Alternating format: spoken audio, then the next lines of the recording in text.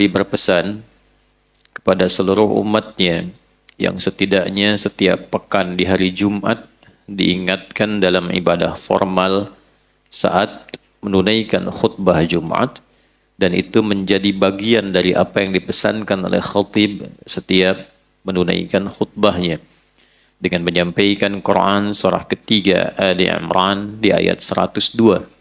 A'udzu billahi minasyaitonir rajim. Bismillahirrahmanirrahim. Ya ayyuhalladzina amanu taqullaha haqqa tuqatih wa la tamutunna illa wa antum muslimun.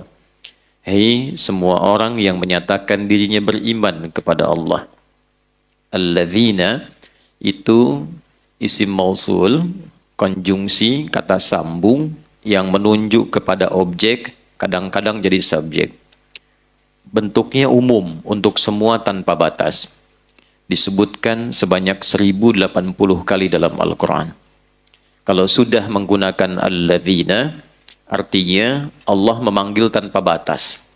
Mau laki-laki, perempuan, besar, kecil, tua, muda, tinggalnya dimanapun, karena pakai ya. Ya disebutkan 361 kali dalam Al-Quran untuk menunjuk semua jarak, yang dekat, menengah, ataupun jauh. Mau dari Depok, dari Kalimantan, dari Sumatera, baik yang menginap di masjid ini sebelum kajian, atau juga yang datang kemudian hadir bersamaan pagi ini, sepanjang merasa beriman, semua termasuk dalam ayat ini. Setelahnya ada ayyuha, disebutkan 150 kali dalam Al-Quran. Ayyunya itu di gramatikal bahasa Arab disebut munada. Itu untuk menguatkan pesan. Haknya tanbih, untuk mengingatkan. Jadi saking pentingnya informasi yang akan diutarakan di ayat ini, Allah sampai menekankan informasi itu dan mengingatkan supaya tidak lupa. Sebab kalau sudah lupa kan suka nggak ingat ya. Nah, makanya ditekankan, dan pengingat ini sepekan sekali minimal sadar untuk mengevaluasi sepekan ke belakang dalam berkegiatan. Jangan-jangan ada satu bagian dalam kehidupan itu yang luput dari keimanan. Karena setiap insan kalau sudah beriman, diingatkan oleh Allah standarnya, ya ayyuhalladzina amanu, kalau sudah menyatakan beriman, standarnya ittaqullah. Maka butuh pembuktian dengan iman itu supaya terlihat bahwa dia beriman. Nah, pembuktian iman itu wujudnya takwa. Jadi kalau kita ingin dikenali sebagai tanda insan beriman, mesti ada bagian takwa yang tampak. Karena takwa itu pembuktian iman. Wujud takwa itu wujudnya beragam. Ada yang terkait dengan Allah, kepatuhan kita kepada Allah. Kan kita mengatakan beriman kepada Allah, tandanya apa? Maka Allah tunjukkan dan turunkan bentuk takwa sebagai pembuktian hamba ini beriman kepada Allah. Wujudnya ibadah namanya. Karena itu kenapa diminta sholat misalnya? Nah, sholat itu tanda kepatuhan, tanda keimanan. Karena itu Nabi mengatakan, perbedaan orang beriman dengan orang yang belum beriman itu terlihat pada sholatnya. Al-farqu bainal mu'min wal kafir tarkus sholat. Karena itulah sholat pun disebut dalam Quran dengan kata iman. Sekali di Quran disebutkan sholat dengan nama iman. Di Quran surah kedua Al-Baqarah, di ayat 143. Ketika sampai ke menjelang ujung ayatnya, Allah berfirman, وَمَا كَانَ اللَّهُ لِيُضِيعَ إِيمَانَكُمْ. Di situ sholat disebut dengan iman. Karena itulah pembuktian takwa pertama, kalimat takwa dan derivasinya disebutkan sebanyak 240 kali dalam Al-Quran. Pemiliknya disebut dengan taqi, jamaknya disebut dengan muttaqin atau muttaqun. Nah, ketika menyebutkan pemilik takwa dalam bentuk jamak itu, maka ciri khas pertamanya pembuktian iman lewat salat. Al-Baqarah ayat 2-3. Dzalikal kitabu la raiba fihi hudal lil muttaqin. Siapa muttaqin di sini? Ayat 3 pakai alladzina. Alladzina yu'minuna bil ghaib lalu wa yuqimunas shalah. Nah, ini dievaluasi. Jangan-jangan selama sepekan ke belakang ada sholat yang belum tertunaikan dengan baik. Apalagi mengaku beriman tapi tidak sholat. Maka dipertanyakan keimanannya nanti. Katanya beriman, pembuktiannya mana? Nah ini konsep dasar. Ya, konsep dasar kalau sudah mengaku beriman, yakin dengan Allah, yakin dengan Islam, mesti ada pembuktian. Maka pembuktian pertama, menjaga kepatuhan dan pengabdiannya kepada Allah dan punya hubungan baik dengan Allah. Ini bentuk syahadat yang pertama dalam hal perwujudannya. Jadi ketika Anda beriman, saya beriman, kita beriman, kan mengatakan kalimat iman pembuka itu asyhadu alla ilaha illallah. Nah, kata Allah di situ itu punya dua makna. Satu bermakna uluhiyah, menetapkan ketuhanan hanya pada Allah saja dan menafikan yang lain. Makanya la pertamanya itu menunjuk pada nafi, illanya isbat. Paham? Tidak. Nafi meniadakan sama sekali. Isbat menetapkan satu yang itu.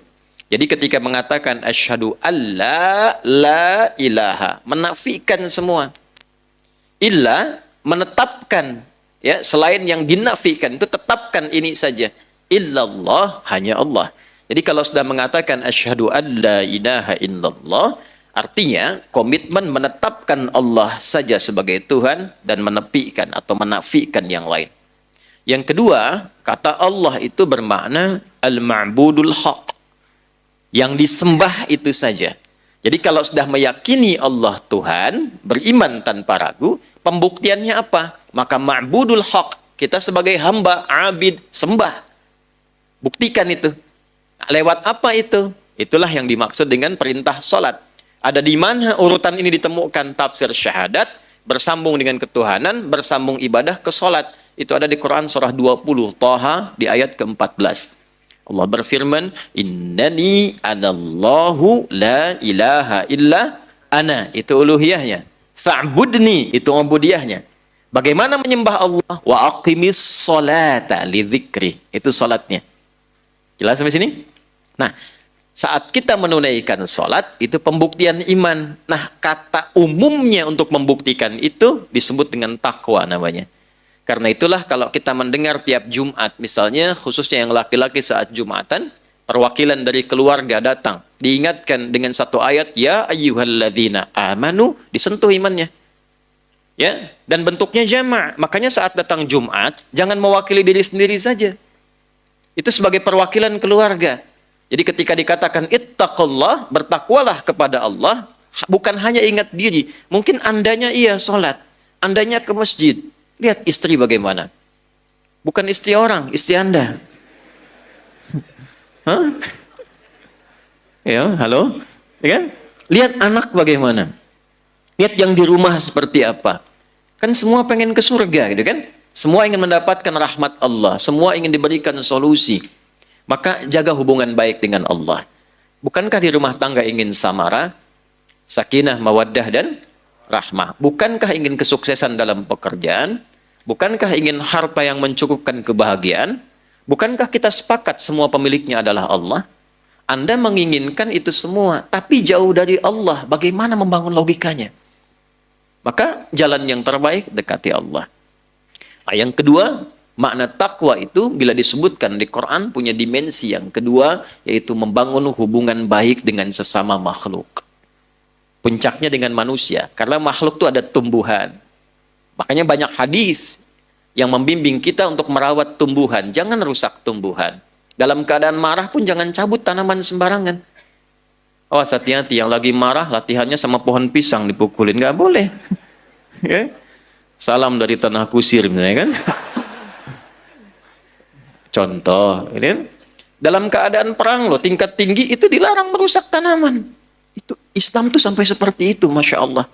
Pada hewan, sebentar lagi kan Idul Adha ya, ada hewan disembelih. Kan ada hewan tuh dibagi ke 3 bagian kan? Hewan yang dikonsumsi, hewan yang digunakan untuk membantu dalam hal pekerjaan, seperti yang membajak. Yang ketiga, hewan yang digunakan sebagai kenyamanan dalam tatapan yang dipelihara. Itu 3 fungsinya. Ya kan? Antum kan tidak makan burung kasuari kan? Tapi untuk dilihat kan keindahannya, dengar suaranya.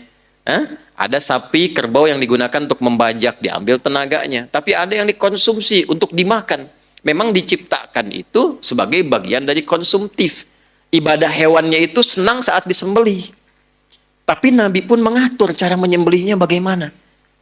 Sampai ke hewan begitu. Tajamkan pisaunya, bila dijatuhkan, jatuhkan tanpa menyakiti. Ya, saat menajamkan pisau, jauhkan pisau dari hewannya. Jadi nanti kalau mau nyembelih pas Idul Adha, jangan sambil main-main. Sebentar ya, cepet kok insya Allah nih tajam tuh. Nggak boleh. Jadi maksud saya begini, kalau pada tumbuhan dan hewan saja diminta berlaku yang baik, maka bagaimana dengan manusia? Jangan sampai tahajud rajin, tapi pada orang tua masih durhaka.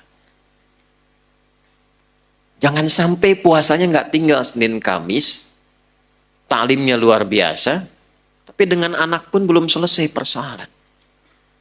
Dengan tetangga belum baik gitu. Itu dilihat dan dinilai.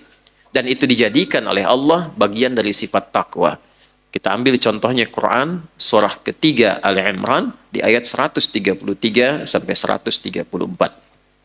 وَسَارِعُوا إِلَى مَغْفِرَةٍ مِّن رَّبِّكُمْ وَجَنَّةٍ أَرْضُهَا السَّمَاوَاتُ وَالْأَرْضُ أُعِدَّتْ لِلْمُتَّقِينَ. Siapa muttaqin di sini yang dijanjikan surga seluas langit dan bumi? Ternyata amalan pertamanya amalan kedua tadi. Alladzina yunfiquna fis sarra wad-dharra, yang gemar berbagi dalam kebaikan antar sesama. Wal kadhiminal ghaidha, yang mampu menahan amarah. Ini babnya luas. Artinya tidak banyak memprovokasi orang sehingga orang marah. Diprovokasi bisa tenang sehingga mampu memberikan solusi dalam kebaikan. Wal afina 'anin, membangun kedamaian, tidak senang berselisih, menghadirkan sifat maaf dibandingkan dengan sifat-sifat perselisihan. Wallahu yuhibbul muhsinin, banyak menebar kebaikan. Apa yang kurang baik dalam Islam? Semua baik, makanya disebut Islam. Tuntunannya disebut silmi, hasilnya disebut dengan salam. Orangnya muslim. Jadi kalau orang Islam muslimnya benar, menunaikan petunjuk Islam silminya benar, maka lahir salam. Salam itu kan damai, tenang, sukses, bahagia. Itu salam. Dan di tiga alam, bukan hanya di dunia. Wassalamun alaihi yawma wulida, wa yawma yamutu, wa yawma yub'atsu hayya. Quran surah ke-19 di ayat yang ke-15. Nah, sebelum kita memulai, ada baiknya kita mengevaluasi diri sampai dengan kita berada di duha kali ini. Apakah betul-betul sudah serius meningkatkan takwa supaya kita punya nilai di hadapan Allah Subhanahu wa taala. Karena itulah kalimatnya berbunyi ittaqullaha haqqa tuqatih. Jangan terlihat seperti serius di majlis ta'lim, tapi ternyata ketika keluar kembali kepada adatnya yang tidak disukai oleh Allah Subhanahu wa taala. Di dalam masjid baik, di luar masjid baik, pulang dari sini yang ada persoalan dengan Allah segera taubati. Sehingga mudah-mudahan saat wafat itu husnul khatimah. Ya, keluar dari masjid ini wafat husnul khatimah. Nah, yang amin nanti mudah-mudahan langsung ya, langsung mendapat kebaikan, ya kan? Wafat kan ajalnya. Ya. Baik, dan tolong pulang dari sini pun lihat lagi dengan keluarga, perbaiki dengan kerabat-kerabat kita, mudah-mudahan kita dikumpulkan dalam keadaan yang taat di hadapan Allah Subhanahu wa taala. Bismillahirrahmanirrahim. Kehidupan pasca wafat meninggalkan dunia.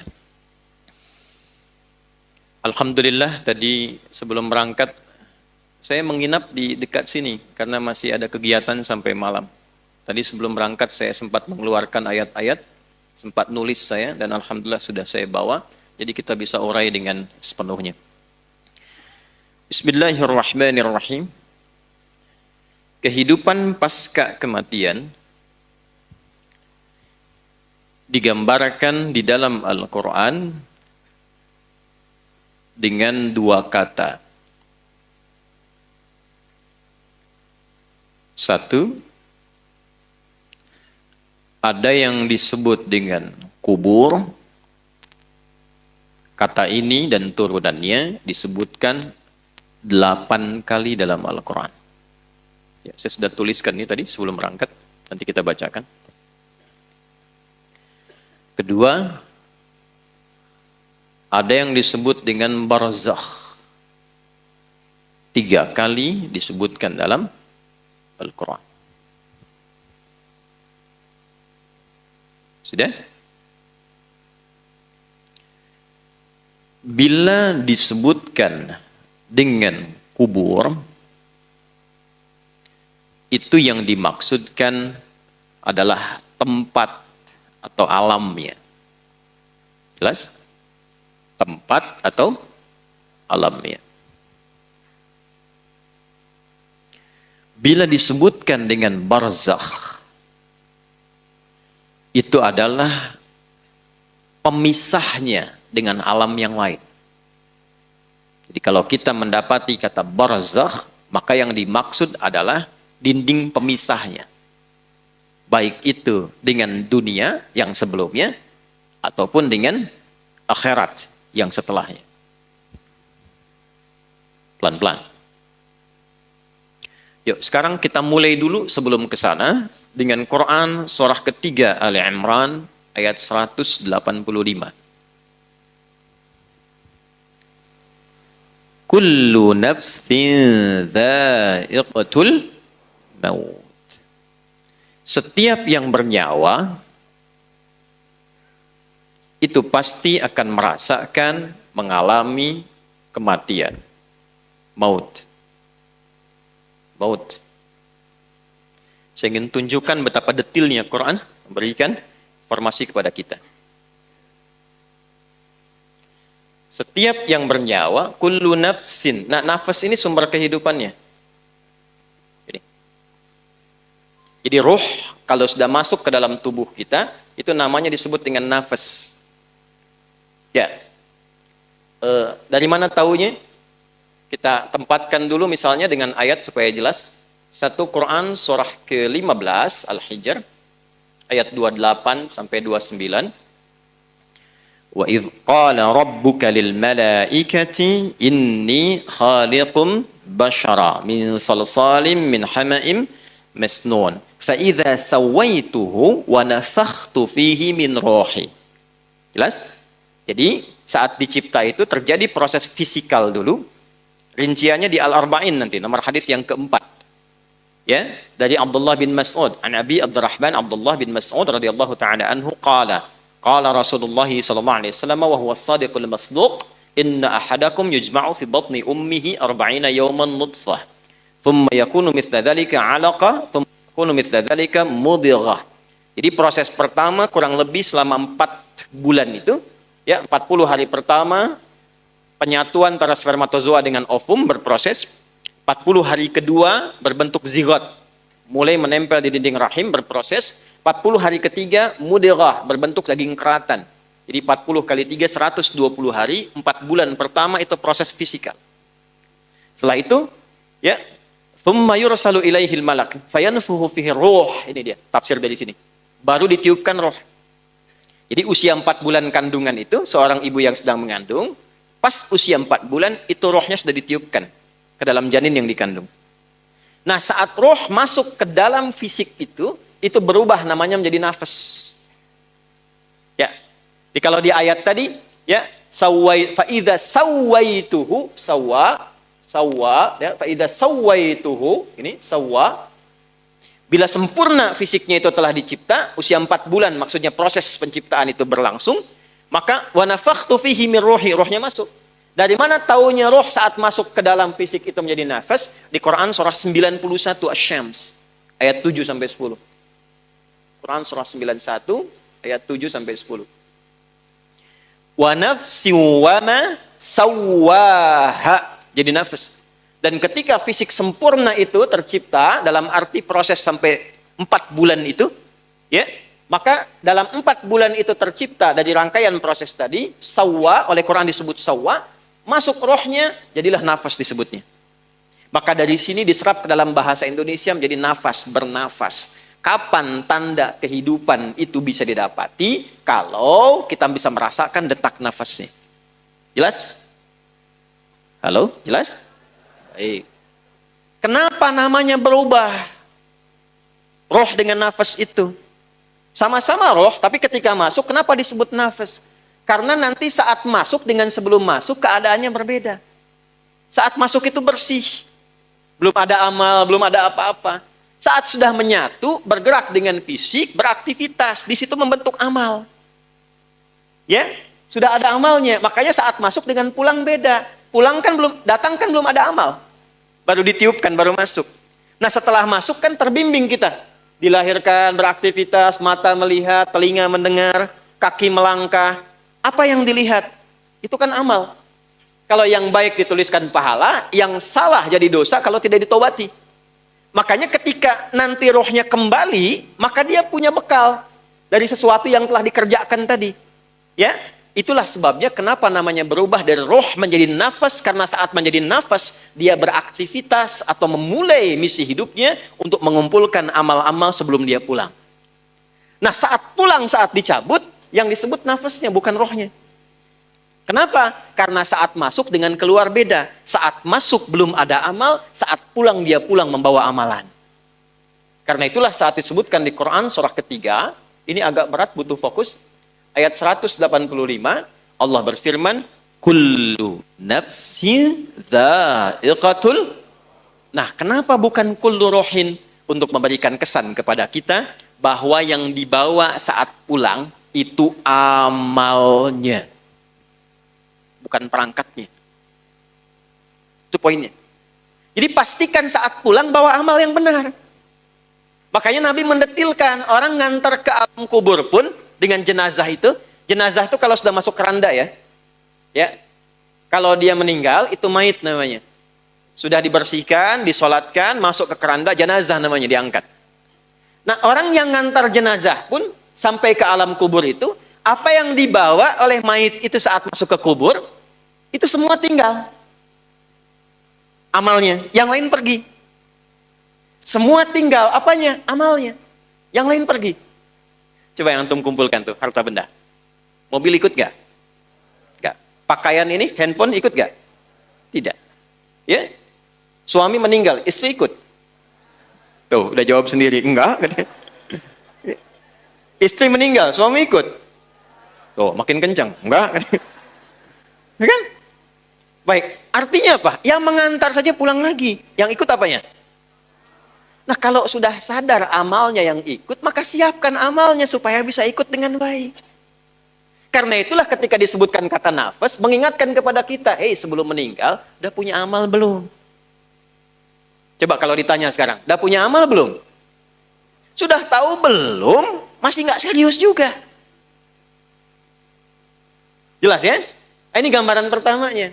Karena itulah dalam Islam diajarkan bagaimana beraktivitas di dunia yang melahirkan kenyamanan, saat bersamaan cari bekal supaya saat meninggalkan dunia nyaman juga.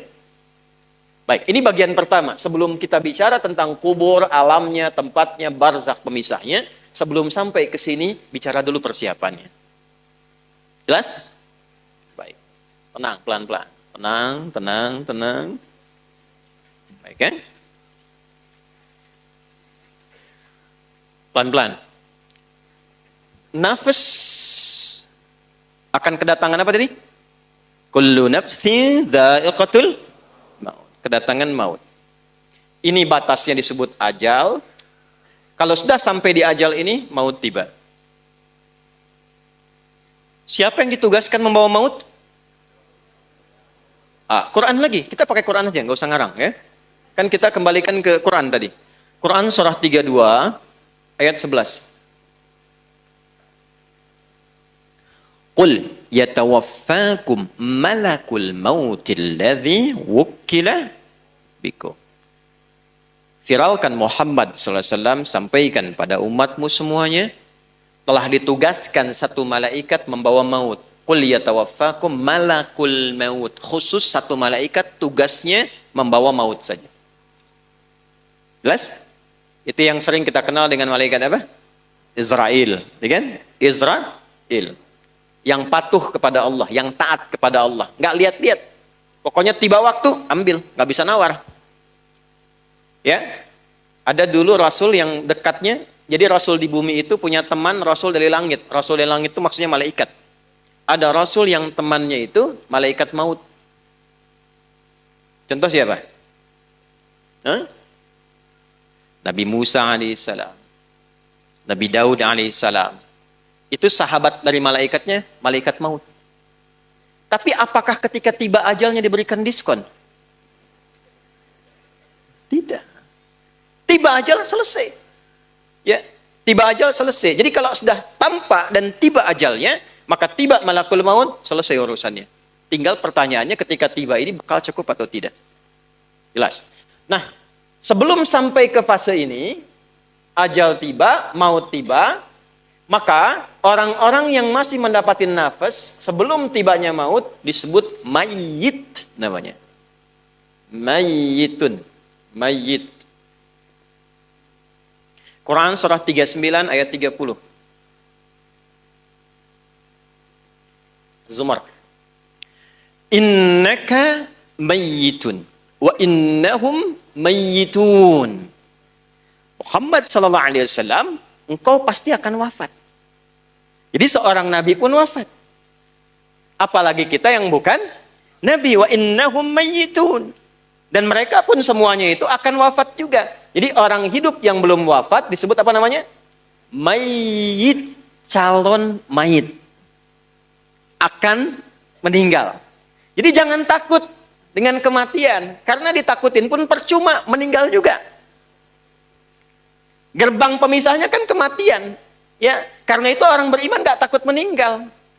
Yang takut meninggal itu cuma satu aja. Yang tidak punya bekal. Itu aja. Kan rumusnya gampang. Kata Quran, kullu nafsin. Kalau nafas itu artinya pulang bawa bekal. Kalau bekalnya benar gak akan takut. Takut itu artinya apa? Kurang bekal. Takut itu artinya apa? Salah bekal. Takut itu artinya apa? Gak punya bekal. Dan biasanya orang yang gak punya bekal itu sulit pulang. Kan mudik kemarin begitu kan? Kalau nggak ada bekal nggak pulang kan? Ya, ditarik pulang pun susah kan? Baik. Nah sebaliknya orang yang punya bekal itu menyiapkan dirinya untuk pulang. Karena itulah jadilah mayit yang benar. Cari bekal sebaik-baiknya untuk apa? Pulang. Nanti kita pelajari. Kita urutkan dulu satu-satu supaya detail. Jadi kita temukan mayit ini. Ini masih ada nafasnya. Lalu datang maut, lihat katanya, derivasi katanya. Mayit datang maut, ini ada tasdidnya. Gambaran dari nafas. Datang malakul maut, mengambil nafasnya, datang malak, mengambil nafasnya lewat maut.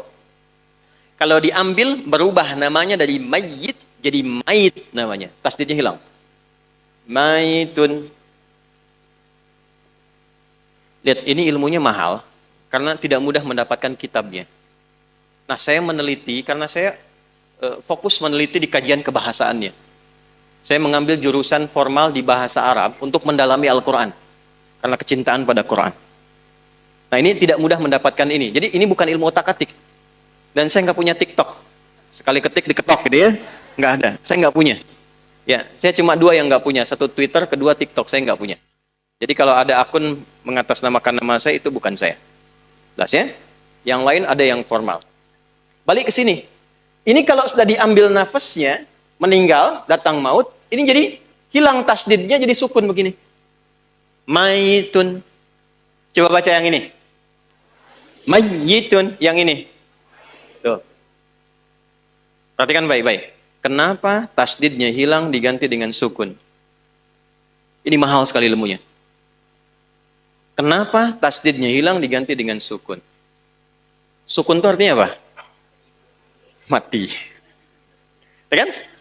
Bukan hanya mati. Kalau ada sukun kan dimatikan kan? Bukan hanya mati. Sukun itu seakar dengan kata sakinah. Artinya tenang. Usahakan kalau wafat, kalau meninggal, kalau mati, usahakan wafatnya tenang. Tidak mungkin orang tenang itu kecuali punya amal yang baik. Nah, amal yang baik itu dilahirkan lewat apa? Dari ketaatan, dari bekal yang dikumpulkan. Nah, ketenangan yang dilahirkan dari sebuah ketaatan, bahasa Arabnya disebut dengan tuma'nina. Dari itma'anna yatma'innu. Bukankah saat sholat ada tumaninah? Ruku' tumaninah kan? Hatta tatma'inna raki'ah. Sujud tumaninah kan? Hatta tatma'inna sajidah. Apa yang dimaksud tumaninah di sana? Merasakan kenikmatan dalam ibadah sehingga meresap ke dalam jiwa. Pancarannya dalam aktivitas. Nah, kalau banyak dikerjakan sifat ini memberikan pengaruh ke nafas. Nafas kalau banyak diisi tumaninah, maka dia akan punya sifat tumaninah. Sifat yang melekat kepada nafas berubah katanya dari tumaninah menjadi mutmainnah namanya. Nafas yang memiliki tumaninah disebut dengan nafsul mutmainnah. Maka turunlah Quran surah 89 ayat 27 sampai 30. Ya ayyatuhan nafsul mutmainnah irji'i ila rabbiki radiyatan mardiyah. Hei jiwa yang tenang karena sudah punya banyak bekal. Ya kan? Sekarang cepat tinggalkan dunia, pulang. Pulang. Nah, ini yang akan kita bahas. Kamu cepat pulang. Aku sudah ridha dengan kegiatan dan bekalmu selama hidup di dunia. Engkau pun akan ridha dengan pemberianku yang aku siapkan saat engkau meninggalkan dunia ini. Makanya ketika mendapatkan kalimat itu, hatinya makin tenang. Itulah yang menyebabkan orang meninggal itu ada yang senyum. Ya kan? Terus tiba-tiba punya waktu sujud, saking bersyukurnya. I'malu ala Dauda, syukra. Jadi keluarga Daud itu kalau sedang bersyukur, sujud tuh.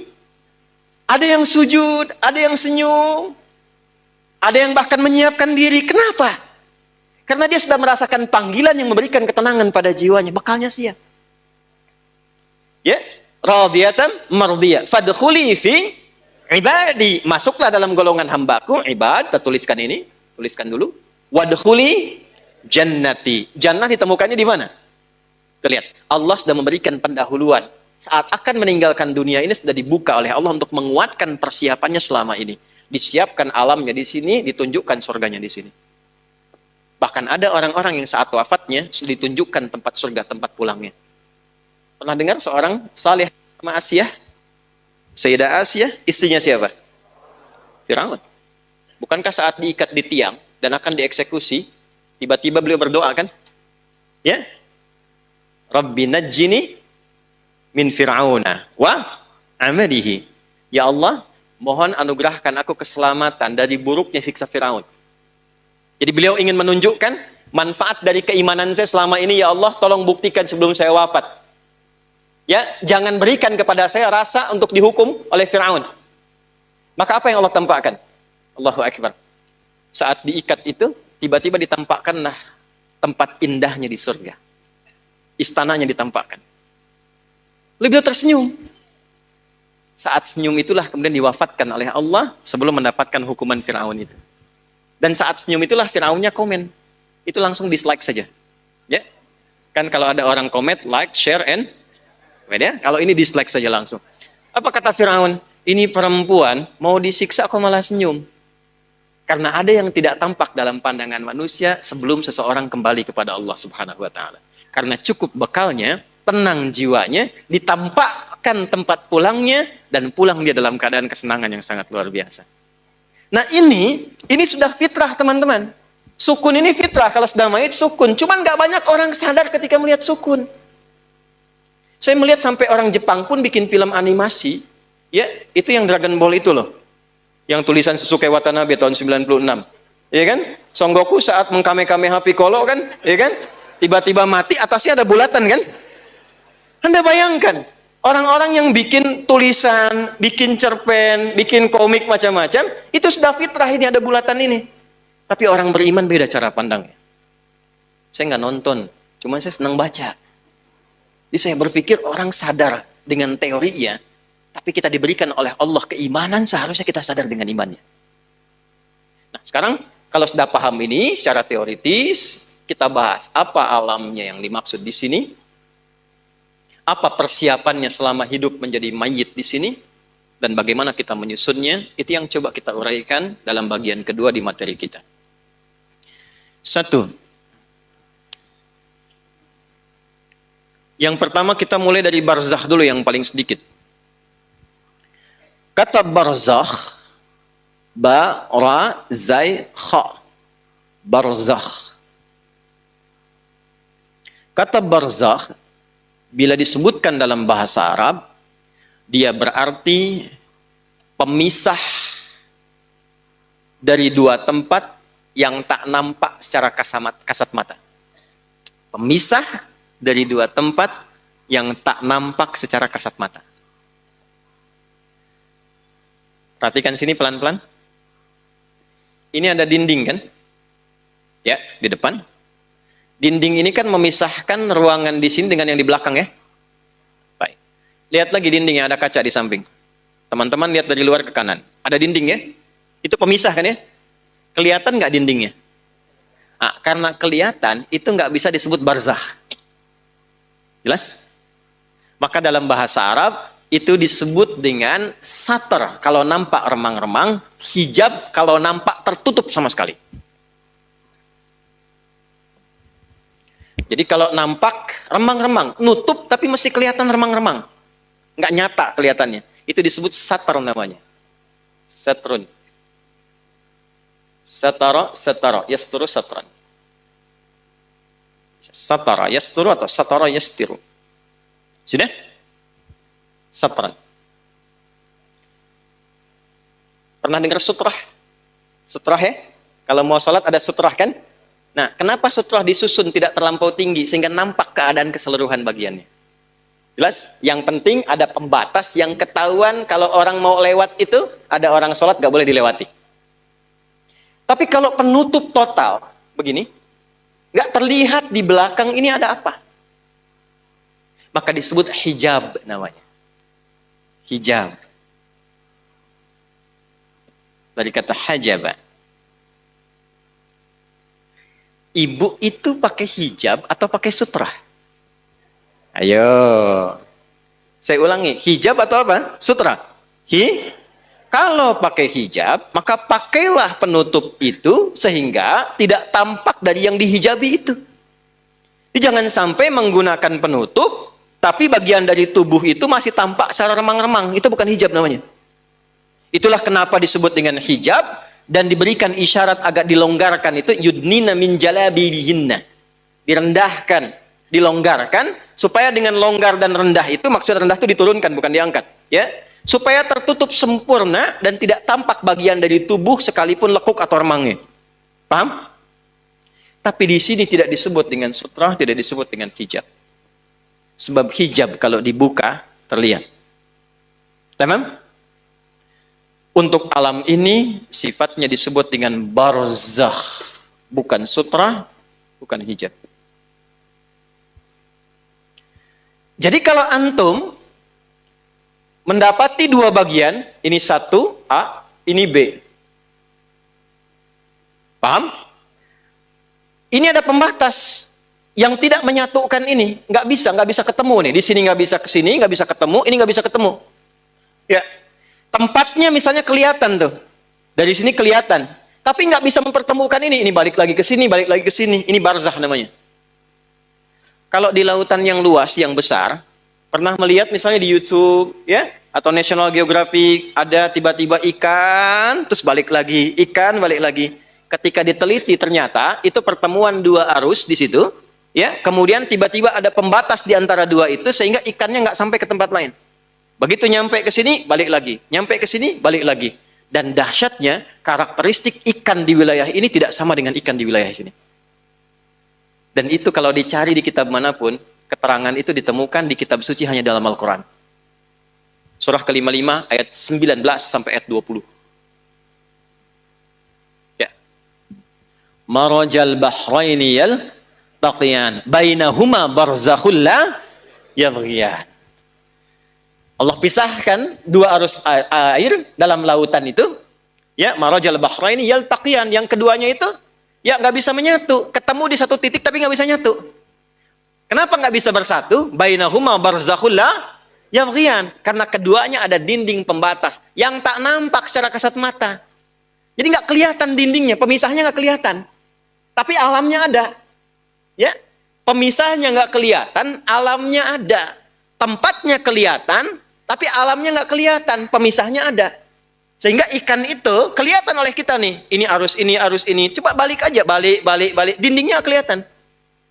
Yang paling dahsyat, ada lagi yang airnya yang satu itu ya asin, yang satu itu halal. Dan itu ada di Quran juga. Surah 25 ya Al-Furqan ayat 53. Hadza 'adzbun furatun, kemudian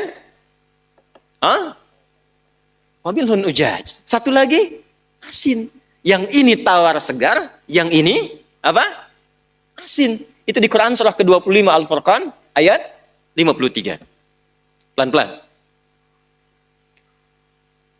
Pelan-pelan. Balik lagi.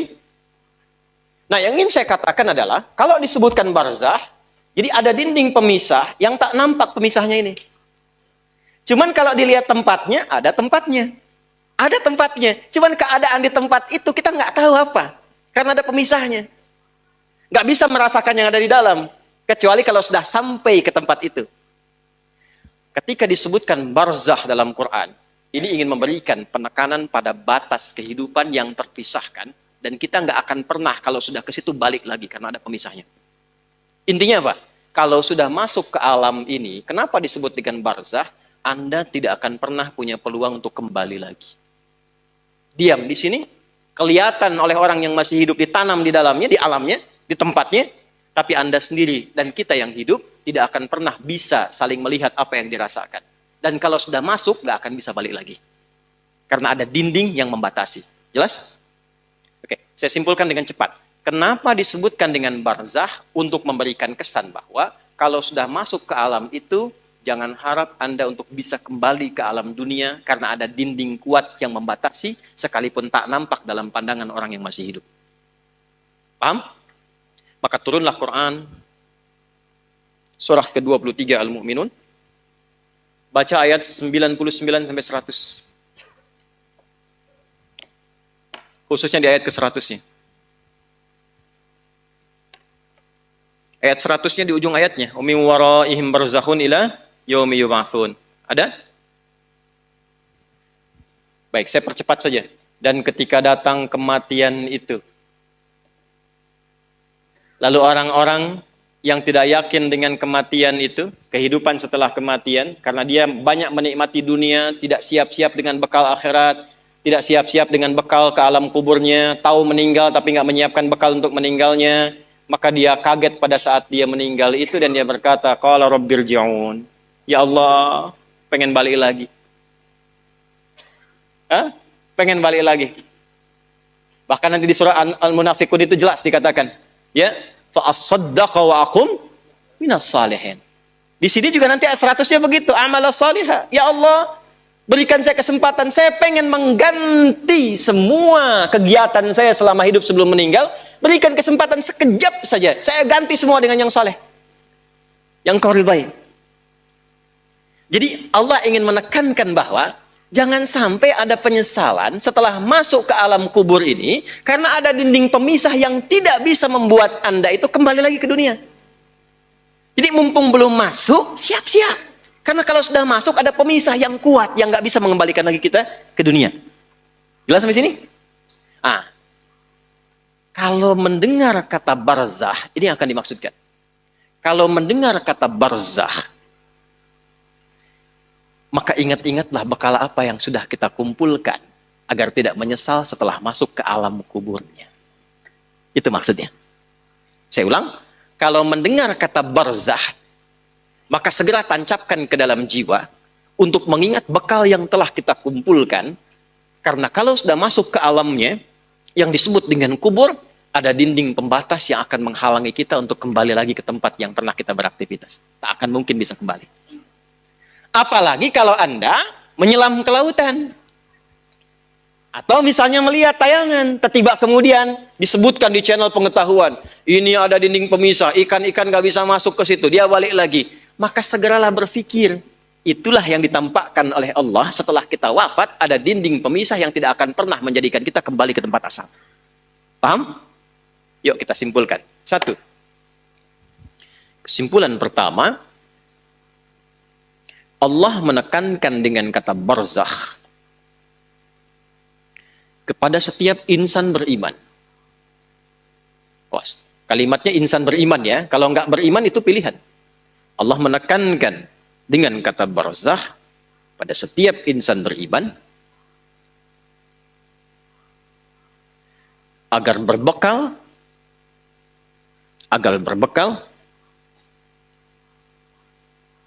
berupa amal saleh sebelum wafat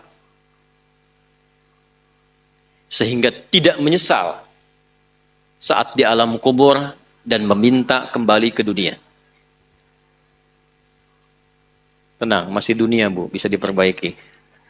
Alam kubur nggak bisa kembali. Sudah? Agar tidak menyesal saat di alam kubur dan minta kembali ke dunia. Satu. Sudah? Baik. Nah, sekarang alamnya tadi disebut apa? Tempatnya. Kalau barzakh tadi kan pemisahnya. Ingat, ya.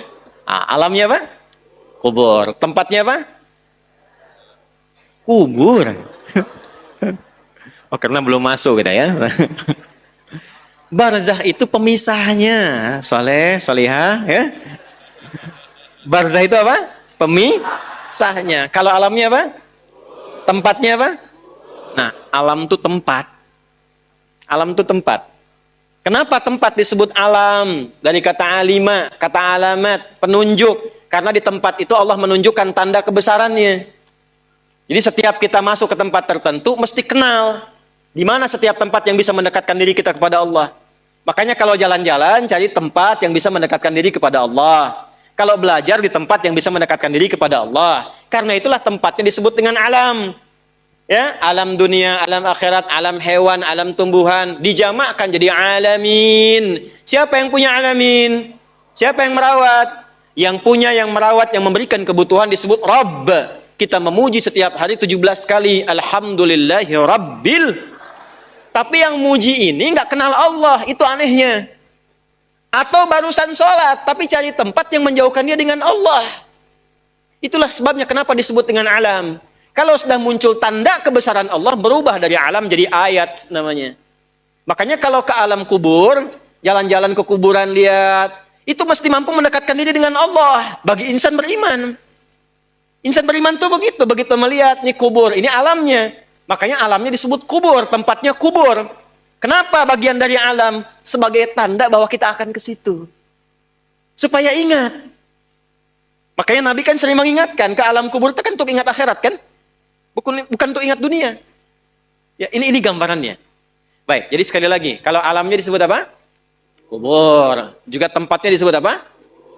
Artinya kubur menunjuk kepada tempat dan atau alam. Baik, pelan-pelan. Bagaimana keadaan di kubur itu? Ya, bagaimana keadaan di kubur? Mau yang baik dulu atau yang menegangkan dulu? Wah, yang baik dulu ya, tenang dulu. Baik. Quran surah ketiga Ali Imran ayat 169 sampai 171. Quran surah 3 Ali Imran ayat 169 sampai 171. Saya majukan dulu Ali Imran, saya simpan yang Al-Baqarah karena ini keterangannya lebih lengkap. Di Al-Baqarah itu pembukanya. Bismillahirrahmanirrahim. Wala tahsabanna alladhina qutilu fi sabilillahi amwata bal ahya'un 'inda rabbihim yurzaqun. Ada ayatnya? Farihina bima atahumullahu min fadlih wa yastabshiruna billadhina lam yalhaqu bihim min khalfihim alla khaufun 'alaihim wa lahum yahzanun. Ada ayatnya? Allahu akbar. Wala tahsabanna alladhina qutilu fi sabilillahi amwata. Jangan Anda duga orang-orang yang telah wafat, meninggalkan dunia, tapi dia menjadikan semua aktivitas dunianya itu sebagai bekal persiapan pulangnya. Dia lakukan semua kegiatan dunianya berdasar petunjuk Allah. Ya, jadi semua kegiatan dunia yang dilakukan berdasar petunjuk Allah, diikutkan petunjuk Allahnya, itu bahasa singkatnya disebut fi sabilillah. Di jalan Allah. Ya, di jalan Allah tuh mengikuti petunjuk Allah. Paham? Nanti ada beberapa bagian yang rendah sampai yang puncak. Puncaknya yang berjuang dengan nyawanya dan hartanya. Ya, dijahiduna fi sabilillah bi amwalihim wa anfusihim. Jadi mereka berjuang di jalan Allah dengan harta sampai jiwa sampai wafat. Itu tingkat tertingginya. Macam-macam, nanti ada yang ulama kan, ada yang pejuang saat berjuang dalam ya tindakan militer diniatkan fi sabilillah, ada. Tapi jangan lupa tingkat paling dasarnya adalah semua aktivitas kita dari bangun tidur sampai tidur lagi. Kalau kita niatkan mengikuti petunjuk dari Allah, itu aktivitasnya fi sabilillah, di jalan Allah untuk menaati Allah. Ya, jadi jangan batasi fi sabilillah itu dalam konteks perjuangan fisikal saja. Dalam artian perjuangan militer, jangan dibatasi di situ, itu puncaknya. Atau perjuangan ilmu. Ya, perjuangan ilmu itu di Quran surah 9 ayat 122. Seperti antum sekarang datang ini. Itu tinggi nilainya. Kalau tidak ada tuntutan berjuang dengan fisik, misal, dan kita tidak berharap ini ya, kita jaga kedaulatan negara, Indonesia dalam ancaman, kita terpanggil. Seperti pejuang kita dulu melakukannya. Bedanya apa? Niatnya fi sabilillah, karena Allah memerintahkan itu. Jadi berbahagialah bila ada satu negara, ada umat Islam di situ. Karena umat Islam yang ada di satu negara, dia akan berjuang membela dan memakmurkan negaranya atas perintah Rabbnya. Jadi kalau ada ancaman, itu orang Islam itu orang pertama datang, itu yang keluar. Ya, yang mengeluarkan resolusi jihad siapa? Ulama. Kiai Haji Muhammad Hashim bin Asy'ari, itu ketua resimen wilayah Jawa Timur. Resimen Jawa Tengahnya itu Mr. Kasman Singodimejo. Jawa Baratnya Kiai Haji Nur Ali. Kalau masuk ke Tasik Kiai Zainal Mustafa, itu ulama semua. Jangan salah. Dan mereka mengambil risalahnya dari mana? Yang di Riyadhus Shalihin itu. Yang babul ikhlas wa ikhdarun niyat. Bagaimana berjuangnya fi sabilillah, maka keluar resolusi jihad. Itu berjuangnya itu. Makanya nanti ada, kita temukan apa di antaranya? Ya, ada Hizbul Wapan. Ya, pasukan-pasukan itu relawan-relawan untuk berjuang. Dan nanti digabungkan dengan TNI. Makanya di Sabta Marga dari 7 itu, yang ketiganya itu ada keimanan. Sabta Marga kan 7 tuh. Di TNI itu ya. Yang pertama, kami warga negara Indonesia yang bersendikan Pancasila. Kedua, jadi patriot. Ketiga, kami kesatria Indonesia yang beriman pada Tuhan Yang Maha Esa, menegakkan kebenaran, kejujuran, dan keadilan. Baru yang keempatnya, kami tentara nasional Indonesia. Jadi tentara itu kalau ada iman. Saya hafal karena saya ngajar itu. Ya, di situ ada keimanan. Di jiwa patriot, kenegaraan, kesatria, kapan? Ketika beriman. Nah, itu jalan yang tertingginya. Nah, tingkat terendahnya menjadikan semua aktivitas kita untuk menaati Allah. Itulah fisabilillah. Karena itulah dalam Islam, semua kegiatannya itu ada panduannya. Temukan dimanapun, ada nggak orang baru bangun tidur sudah diberikan bimbingan? Nggak ada. Dan kalau kita mau jujur, bukankah semua aktivitas kita itu ada doanya? Ya kan? Nah, doa itulah bimbingan kegiatan yang menjadikan semua aktivitas kita mengikuti petunjuk Allah fi sabilillah. Bangun tidur ada doanya nggak? Ada. Terus mau mandi nih, ke kamar mandi. Langkah kaki diatur, ada doanya nggak? Ada. Begitu keluar ada doanya? Masuk dengan keluar sama nggak doanya?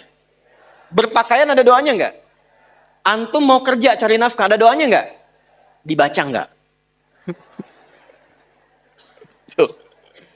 Katanya pengen berkah, pengen dilindungi Allah, tapi nggak dibaca. Aneh manusia zaman sekarang nih. Nah, doa itu bukan sekedar kalimat formal yang menjadikan kegiatan aktivitas jadi ibadah, bukan. Tapi isinya ini panduan hidup. Jadi kalau kita keluarkan, kita pahami, kita dalami, terus diamalkan, itu panduan. Contoh, yuk kita cek satu aja. Bangun tidur baca apa tadi? Alhamdulillahilladzi ahyana ba'dama amatana wa ilaihin. Oke, baik. Tahu dari mana? Ya. Saya tunjukkan pada Anda, bahkan dari mulai bangun itu sudah diajari cara bangunnya. Yang kalau dilakukan dapat pahala. Sunnah itu jangan dilihat aktivitasnya saja. Ikut Nabi dapat pahala. Baca doa dapat pahala. Tapi kalau kita niatkan doa itu untuk menaati Allah dan Rasulnya, itu saat pulang surganya sesurga dengan Nabi. Tidak cukup dengan amin. Tahu dulu. Dan dengan semua Nabi. Dengan semua nabi. Itu ada di An-Nisa, Quran surah 4 ayat 69. Wa may yuti'illaha war rasul faulaika ma'al ladzina an'ama Allahu 'alaihim minan nabiyyina was-siddiqina wasyuhada'i was-salihin. Wa hasuna ulaika rafiqa. Dzalikal fadlu minallahi wa kafa billahi. Allahu akbar.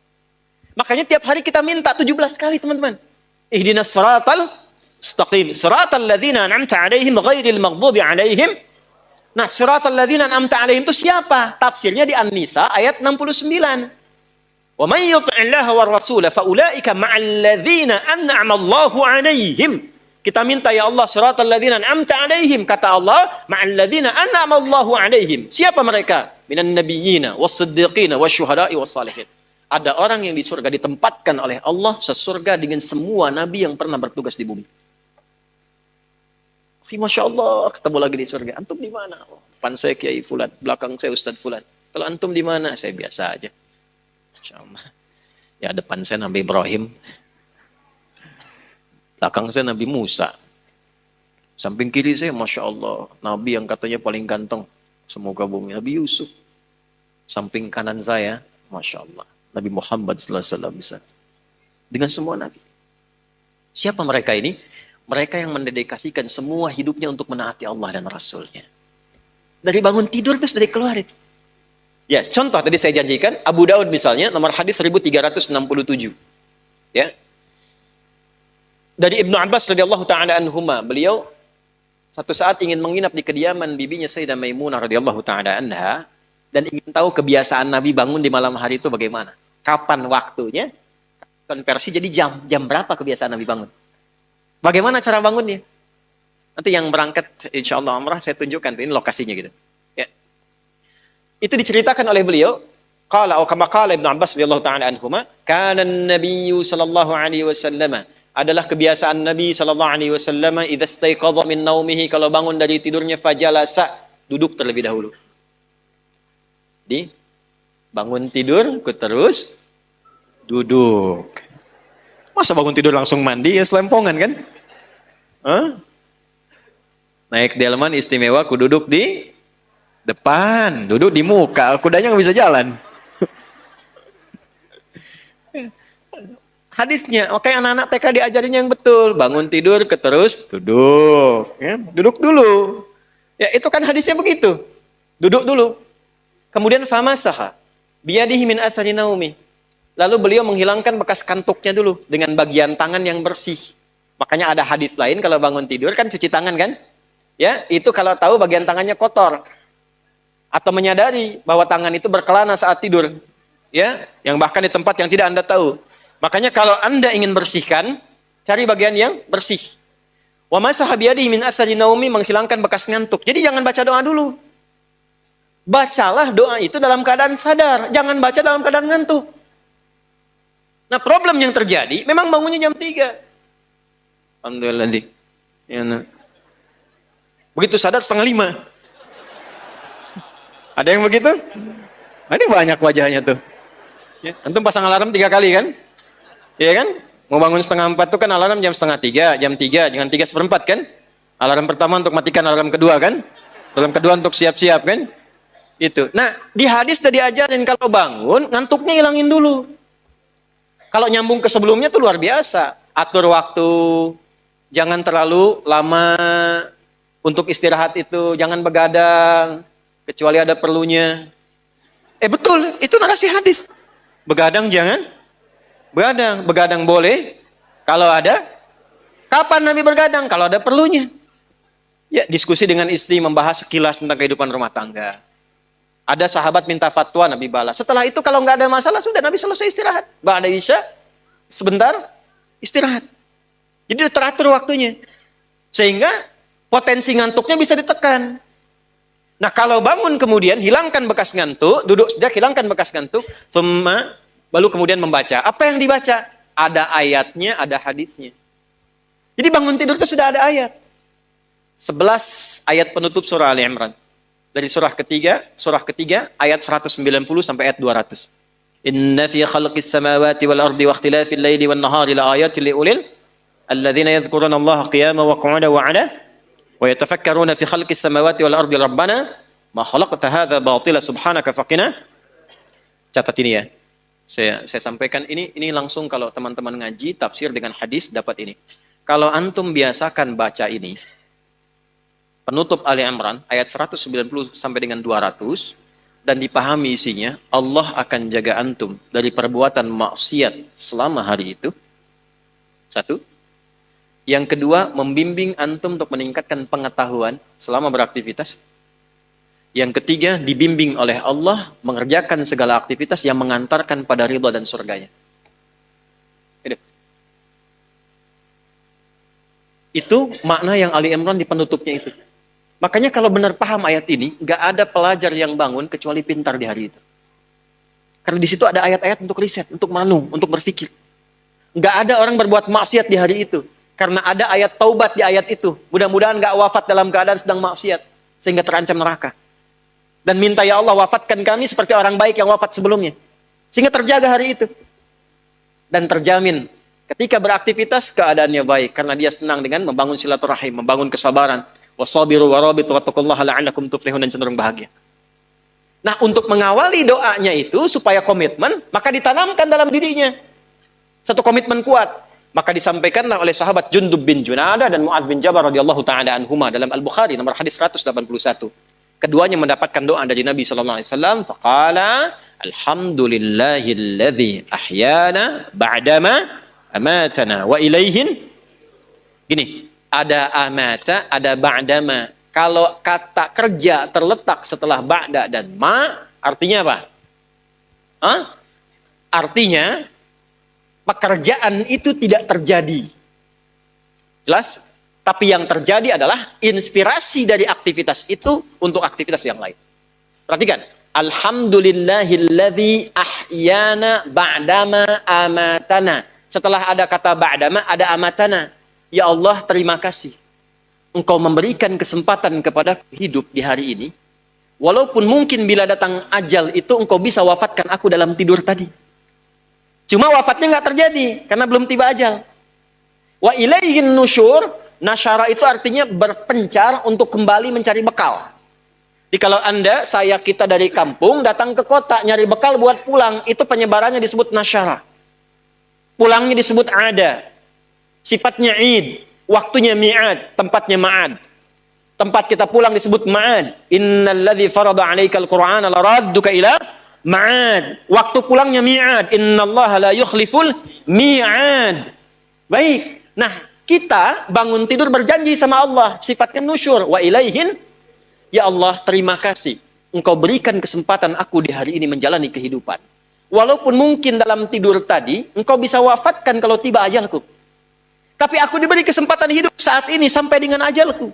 Maka aku berjanji, ya Allah, sekarang aku akan mencari bekal supaya persiapan untuk pulang menghadapmu. Itulah wa ilaihin nusyur maknanya. Makanya sebelum tidur, sunnahnya istighfar. Untuk mengevaluasi kegiatan sebelumnya yang salah. Setelah itu merencanakan.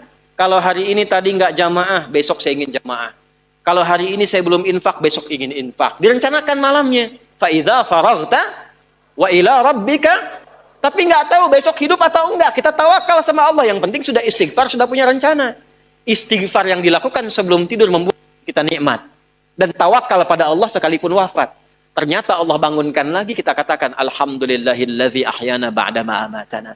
Terima kasih ya Allah yang telah menahan rohku saat tidur tadi, tidak mewafatkanku sebelum datang ajalku. Aku berjanji hari ini aku akan menyempurnakan amalku demi mencari bekal pulang.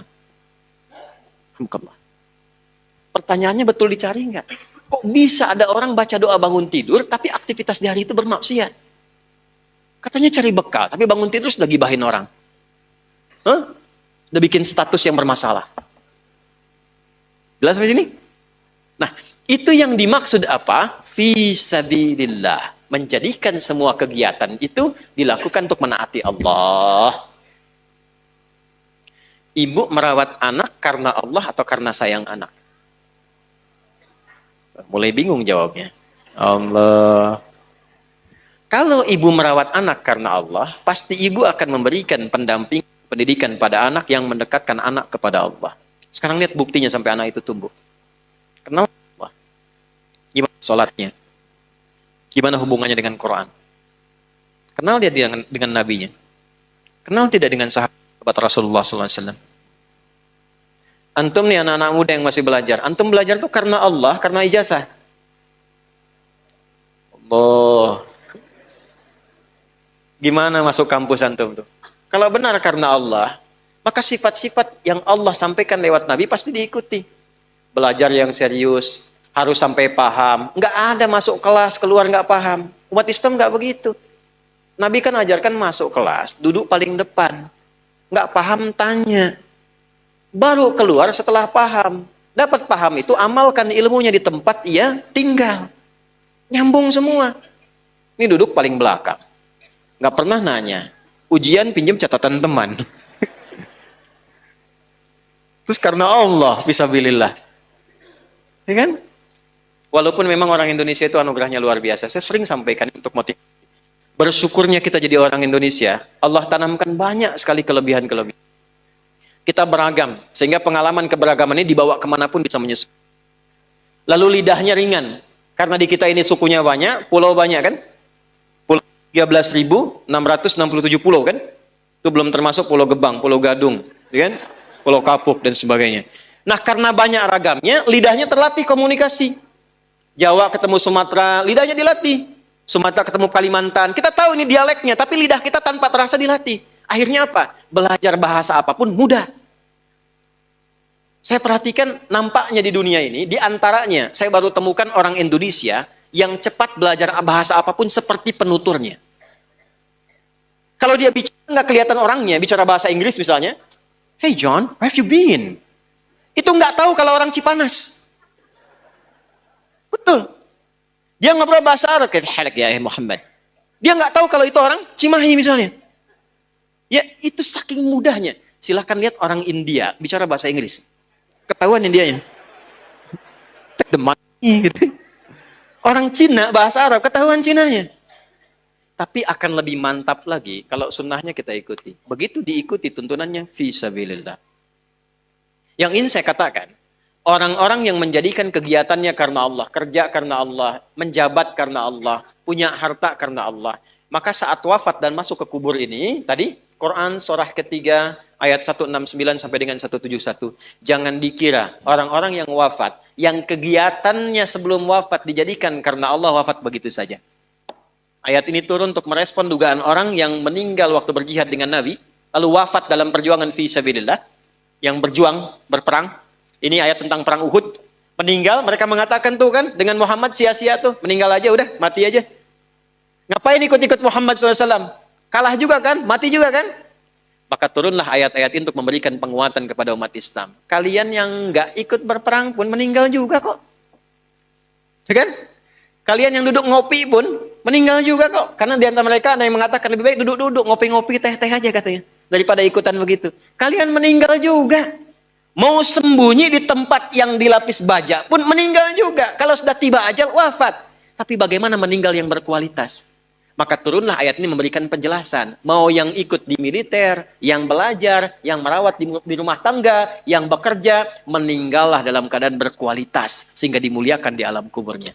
Jangan kira orang yang wafat, yang menjadikan hidupnya fi sabilillah, wafat begitu saja. Bal ahya'un 'inda rabbihim yurzaqun. Mereka diberikan kenikmatan berlimpah di alam kuburnya. Jadi ada kehidupan setelah kematian. Yang dimaksud mati, wafat, maut, meninggal itu adalah meninggalkan dunia. Jadi berpisah kehidupan kita di dunia, memasuki kehidupan baru di alam kubur. Jadi di alam kubur itu bukan diam begitu saja, ada hidup lagi. Ya, wafat itu maksudnya meninggalkan dunia. Nah, kematian itu gerbang pemisah dunia. Rohnya tercabut, selesai, dunianya selesai. Jadi yang dimaksud meninggal itu meninggalkan dunia, membebaskan kita dari kehidupan dunia, selesai dunianya. Seperti di dunia ada kehidupan kan alam dunia. Kubur pun disebut alam. Ada kehidupan di dalamnya. Cuma hidupnya bagaimana? Ya, seperti antum di dunia ini kalau ingin sukses, ingin bahagia, berbekal, bekerja, beraktivitas. Nah di alam kubur pun itu ada asbabnya. Mesti berbekal juga. Apa di antara bekalnya?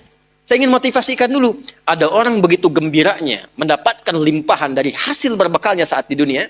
Yastabshiruna. Nah, billadzina lam yalhaqu bihim min khalfihim alla khaufun 'alaihim wa lahum yahzanun. Kalau mereka mampu, yastabsyir bukan basyara. Ada basyara, ada istabsyara, beda. Kalau basyara, orangnya masih hidup. Minta disampaikan pada yang lain yang hidup. Contoh, Nabi Muhammad SAW masih hidup. Diberikan beliau perintah oleh Allah, sampaikan pada umatmu ini sekarang tentang keutamaan surga. Maka turun Quran surah kedua ayat 25. Wa basyiril ladzina amanu wa 'amilus salihati anna lahum jannatin tajri min tahtihal. Tapi kalau kalimatnya menggunakan istabsyara, itu umumnya bermakna ingin menyampaikan tapi tak punya kemampuan menyampaikan karena keadaannya sudah berbeda. Perhatikan detailnya bahasa Quran. Orang yang wafat yang menjadikan hidupnya berdedikasi untuk menaati Allah. Di alam kubur diberikan kenikmatan. Saking nikmatnya pengen kasih tahu yang masih hidup. Wa yastabsyiruna billadzina lam yalhaqu bihim min khalfihim. Mereka ingin menyampaikan pada yang masih hidup. Gak usah nangis. Jangan banyak meratap. Saya ini sudah mendapatkan kesenangan melebihi apa yang pernah kita dapati saat di situ itu. Kalau bisa cepat ke sini. Itu kalimatnya. Kalau bisa cepat ke sini. Allah khaufun 'alaihim wa lahum yahzanun. Enggak usah takut dengan kematian. Jangan banyak nangisi saya. Jangan banyak meratapi saya. Itu kalimatnya. Dan di antara mereka ada yang Allah jaga sampai ke jasad-jasadnya. Saya bersaksi demi Allah, Anda boleh catat kalimat ini. Saya kemarin waktu ke Mekah. Alhamdulillah Allah tunjukkan beberapa. Ya, saya diantaranya berziarah ke makam Kiai Haji Maimun Zubair, Bahmun. Termasuk ke ibunda tercinta Sayyidah Khadijah. Ya, Sayyidah Khadijah radhiyallahu ta'ala anha. Ini ya enggak apa-apa disebarkan juga karena memang saya mengalami dan saya menyampaikan. Saya begitu melewati pemakaman-pemakaman, lalu di makamnya Mbah Mun itu, kemudian kita di situ berdoa kebaikan. Ya kan adab kita kalau sama ulama nggak mungkin minta ampunan. Adabnya kan tambahkan kemuliaan, tambahkan cahaya, itu kan? Dan telah selesai kan? Baik. Itu bau harum yang saya dapat. Wangi. Supaya saya tanya teman-teman, antum pakai parfum apa? Nggak ada. Wangi makamnya. Ya. Dan saya datang ke situ itu di waktu yang memang dilarang berkunjung. Pada zuhur. Kunjungan itu ba'da subuh dengan ba'da asar. Baru ada orang berkunjung. Dia tahu kalau ngasih minyak wangi ke situ itu tidak mungkin lah. Walaupun ada tuh kena panas selesai gitu. Ini waktunya datang ke situ, ditolak. Kata bukan waktu kunjungan. Terus saya sampaikan, ada ini saudara kami, meninggal ayahnya di sini, dan dimakamkan di sini. Saya ingin berziarah. Nah, kita pakai jubah, pakai sorban putih itu, biasanya kalau di sana imam. Singkatnya diperkenankan masuk. Ya, cuma saya berempat itu. Ya, saya dua pendamping dua, kemudian satu sahabat kami, Pak Mukhlis Hasim. Ayahnya Ustaz Hasim Yahya. Orang baik, orang saleh, tinggal 30 tahun di Mekah. Ya, jadi ustadz, da'i, wafat, punya 3 permintaan. Wafat hari Jumat, ya, kemudian juga bisa menyempurnakan Ramadan, dan disolatkan di Masjidil Haram. Alhamdulillah, ya, terkabul, 2 terkabul. Yang 1 diselesaikan Ramadan sampai ke Syawal dulu. Ya, jadi disolatkan di Masjidil Haram. Tadinya nggak bisa dimakamkan di Ma'la. Yang ketiga minta di Ma'la. Tadinya nggak bisa dimakamkan di Ma'la. Yang ada tertulis di pekuburan Roya. Tapi last minute yang terakhir masuk Masjidil Haram tiba-tiba bisa di Ma'la. Maka ketika dimakamkan di Ma'la, kami datang ke sana, kami berziarah. Nah itu Masya Allah. Kemuliaan itu luar biasa. Ya belum yang tampak-tampak sekarang kok bisa guru ngaji, nggak pernah ketahuan orang makamnya utuh 20 tahun, 15 tahun. Jasadnya utuh. Makam utuh biasa, jasad utuh. Coba terangkan. Gigi masih ada, kulit masih ada, rambut sebagian masih ada. Utuh. Guru ngaji. Yang orang mungkin nggak pada kenal. Cuma keadaan di kampung. Tapi dia meyakini ada kehidupan setelah kematian. Dan betapa banyak orang-orang terlihat hebat nuansa kehidupan dunianya. Tapi maaf, hanya ditemukan tulang belulang dalam alam kuburnya. Sekarang sudah banyak. Sudah banyak bisa kita akses, bisa kita lihat. Kalau sudah ditampakkan begitu belum sadar juga, dengan cara apa lagi Allah memberikan hidayah. Bahkan orang bikin sinetron hidayah dari alam kubur. Masya Allah. Dia yang ngajar ustaznya hidayat lagi. Hah? Nah karena itu nggak boleh berleha-leha. Maka ini yang senang ini yang Kalau nggak percaya, ikutin aja dulu. Nggak ada ruginya atau meninggal juga. Nggak ada ruginya kan? Atau meninggal juga. Dan kegiatan kita nggak berubah. Antum yang ke kampus juga. Cuman kita merubah caranya. Kita niatkan karena Allah. Innamal a'malu bin niat. Kan tetap ke kampus yang sama. Belajar di tempat yang sama. Ujian dengan soal yang sama. Nggak ada ruginya. Yang meningkat apa? Kualitasnya. Yang meningkat semangatnya. Meninggal juga sama-sama meninggal juga. Jadi kalau kita ikhtiarkan dari sekarang, tidak merubah keadaan dunia kita. Yang presiden tetap presiden, yang bupati tetap bupati, yang pebisnis tetap pebisnis. Nggak merubah keadaan kita. Lebih berkualitas dunianya, saat meninggal punya jaminan. Yang kasihan tuh yang nggak punya harapan. Nggak ada kehidupan setelah kubur, dunia nikmati. Terus ente setelah meninggal dunia kemana? Itu gimana nanti? Nggak punya harapan. Yang begitu jangan diikutin. Orang nggak punya harapan diikutin. Orang nggak jelas tuh jangan diikuti. Kita tuh punya dasar pengetahuan. Quran surah 17 ayat 36. Wala taqfu ma laysa laka bihi ilmun. Inna sam'a wal basara wal fu'ada kullu ulaika kana anhu mas'ula. Nah sekarang itu teman-teman kita punya harapan. Diterangkan dari sekarang. Makanya selama hidup kalau pengen seperti itu jangan main-main hidup dunianya. Maka turunlah surah At-Takatsur ayat kedua. Alhaakumut taka hatta zurtumul sabir kalla. Jangan sampai lalai. Sudah masuk alam kubur baru sadar. Nanti kamu sadar. Jangan sampai menyesal saat masuk alam kubur. Makabir itu jamak dari kubur. Hatta zurtumul makabir. Baru nyadar setelah di kuburan. Wa asaddaqa aku minas solihin. Ya, kalau Rabbir ji'un ya Allah pengen balik lagi. Saya pengen merubah amalan saya. Telat Joni. Dengan malaikat kan santai aja kan. Telat. Gak bisa balik lagi. Nah, apa yang melalaikan seseorang sampai kemudian baru sadar di alam kubur? Di antaranya apa? Alhaakumut. Nah, terlalu tertambat hatinya dengan dunia. Harta. Nggak dilarang memperbanyak harta. Silahkan, banyak-banyakin. Banyakin. Tapi untuk apa? Fi sabilillah. Taati Allah dengan harta itu. Maaf. Jangan kebayang kalau fisabilillah itu untuk infak saja. Cari kotak masjid. Ya, setanah kusir. Nggak begitu. Kan ada konsepnya. Ini untuk yang di keluarga. Bagaimana kenyamanan di rumah. Bikin rumah yang nyaman sehingga punya musalla. Ya, anak-anak sekolahkan di tempat yang mengenal Allah. Tingkatkan kualitasnya. Pakai untuk umrah. Pakai untuk haji. Lihat saudara-saudara di samping. Setelah itu lebarkan. Baru ada babnya lagi setelah orang tua, saudara, kerabat, ada anak yatim, baru dibuka untuk umum. Itu ada petanya. Nah sekarang pandai-pandai dengan harta, antum menghitung kebutuhan sebulannya berapa. Tabungan pemetaannya berapa. Nah yang lewat dari situ, itu titipan Allah, bekal antum untuk mendapatkan ridhonya. Sebelum diambil. Antum gaji 30 juta, kebutuhan rumah tangga 15 juta, tabungan 5 juta. 10 juta itu bekal tabungan antum tuh akhirat.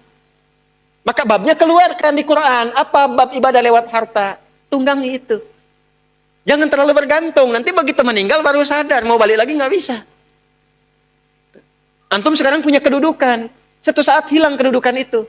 Pelajari bab tentang fikih kedudukan. Bagaimana menaati Allah lewat kedudukan. Bikin kebijakan yang baik. Sebelum meninggal. Antum lagi belajar sekarang. Taati Allah lewat ilmu. Bagaimana cara belajar yang benar. Sebelum meninggal. Bahkan ada orang meninggal sebelum wisuda. Saya punya adik murid, ngaji juga dengan kami itu. Saat di Libya, di Tripoli. Itu saat masuk belum hafal Quran.